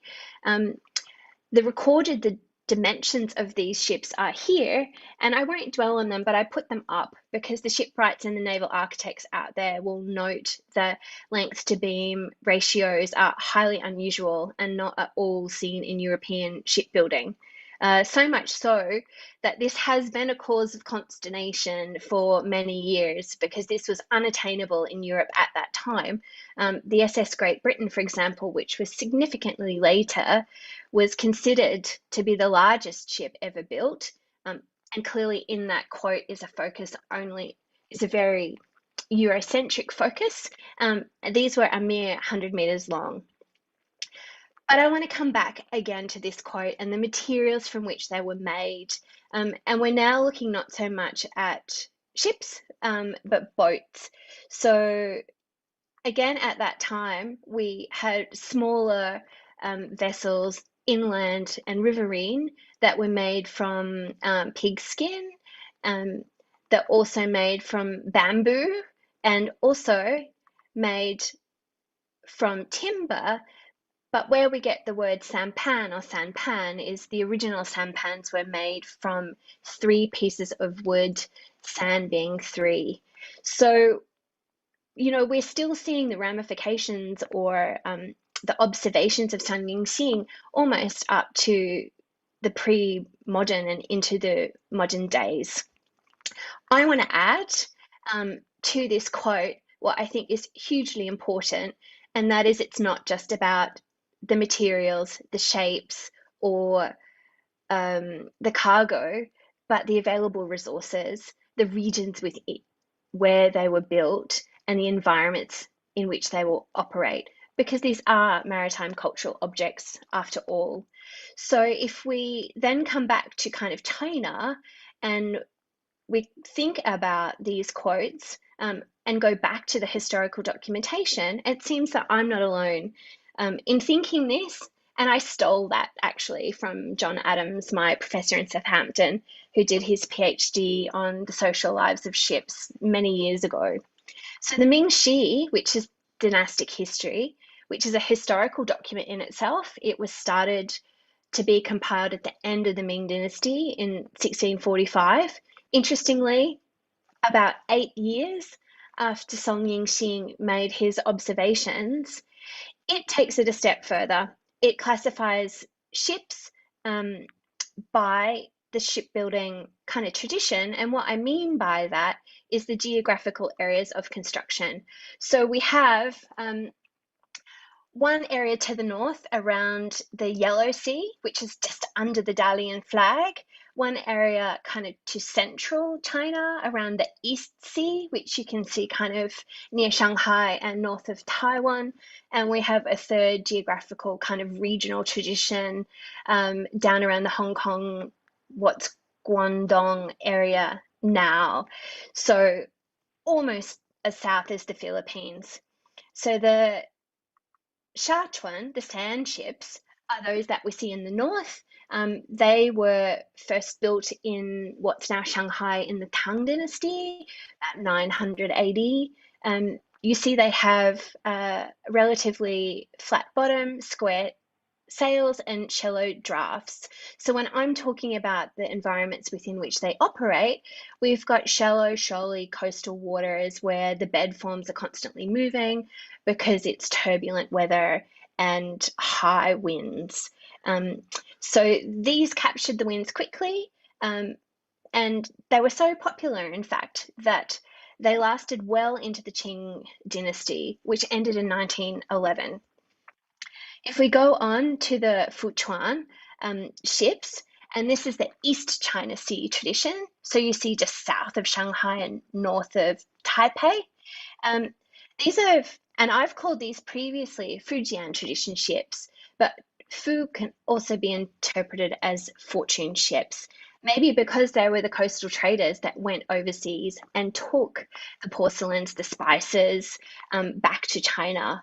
So they are a vastly different design. And this is a Tong'an ship, which is one particular Taiwanese version of a Fujian ship. They have a deep V, which is suitable for ocean-going voyages, multiple watertight compartments or bulkheads, which again Jun mentioned earlier, and I think Bobby did as well. And these were known for their fast, outstanding, stable voyages, and the hull shape provided significant cargo capacity. and also adaptability as warships due to the broad decks. And you can see here there's been accommodation actually put on the top of this one. These were also, and particularly the Tong An style, were used by pirates because they were incredibly fast. Coming back to our map, and now we're kind of south of Taiwan, around the Hong Kong, Guangdong area, which was previously, Guangzhou was previously Canton. So the Guanchuan, or the Guangdong ships, are of what's known as the South China Sea tradition. And as I mentioned, originally built in what foreigners know as Canton. So similar style, but smaller dimensions, smaller cargo hold, and not as broad an open deck. But interestingly, and you can see it at the stern, they have a porous rudder, which would reduce the movement of force on the ship and save labor during operation.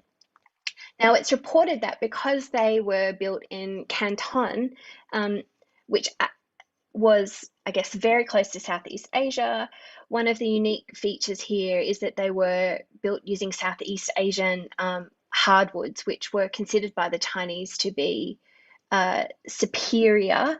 And it was this style that was used quite commonly along the silk and spice routes. It's said that those timbers improved navigability and extended their service life.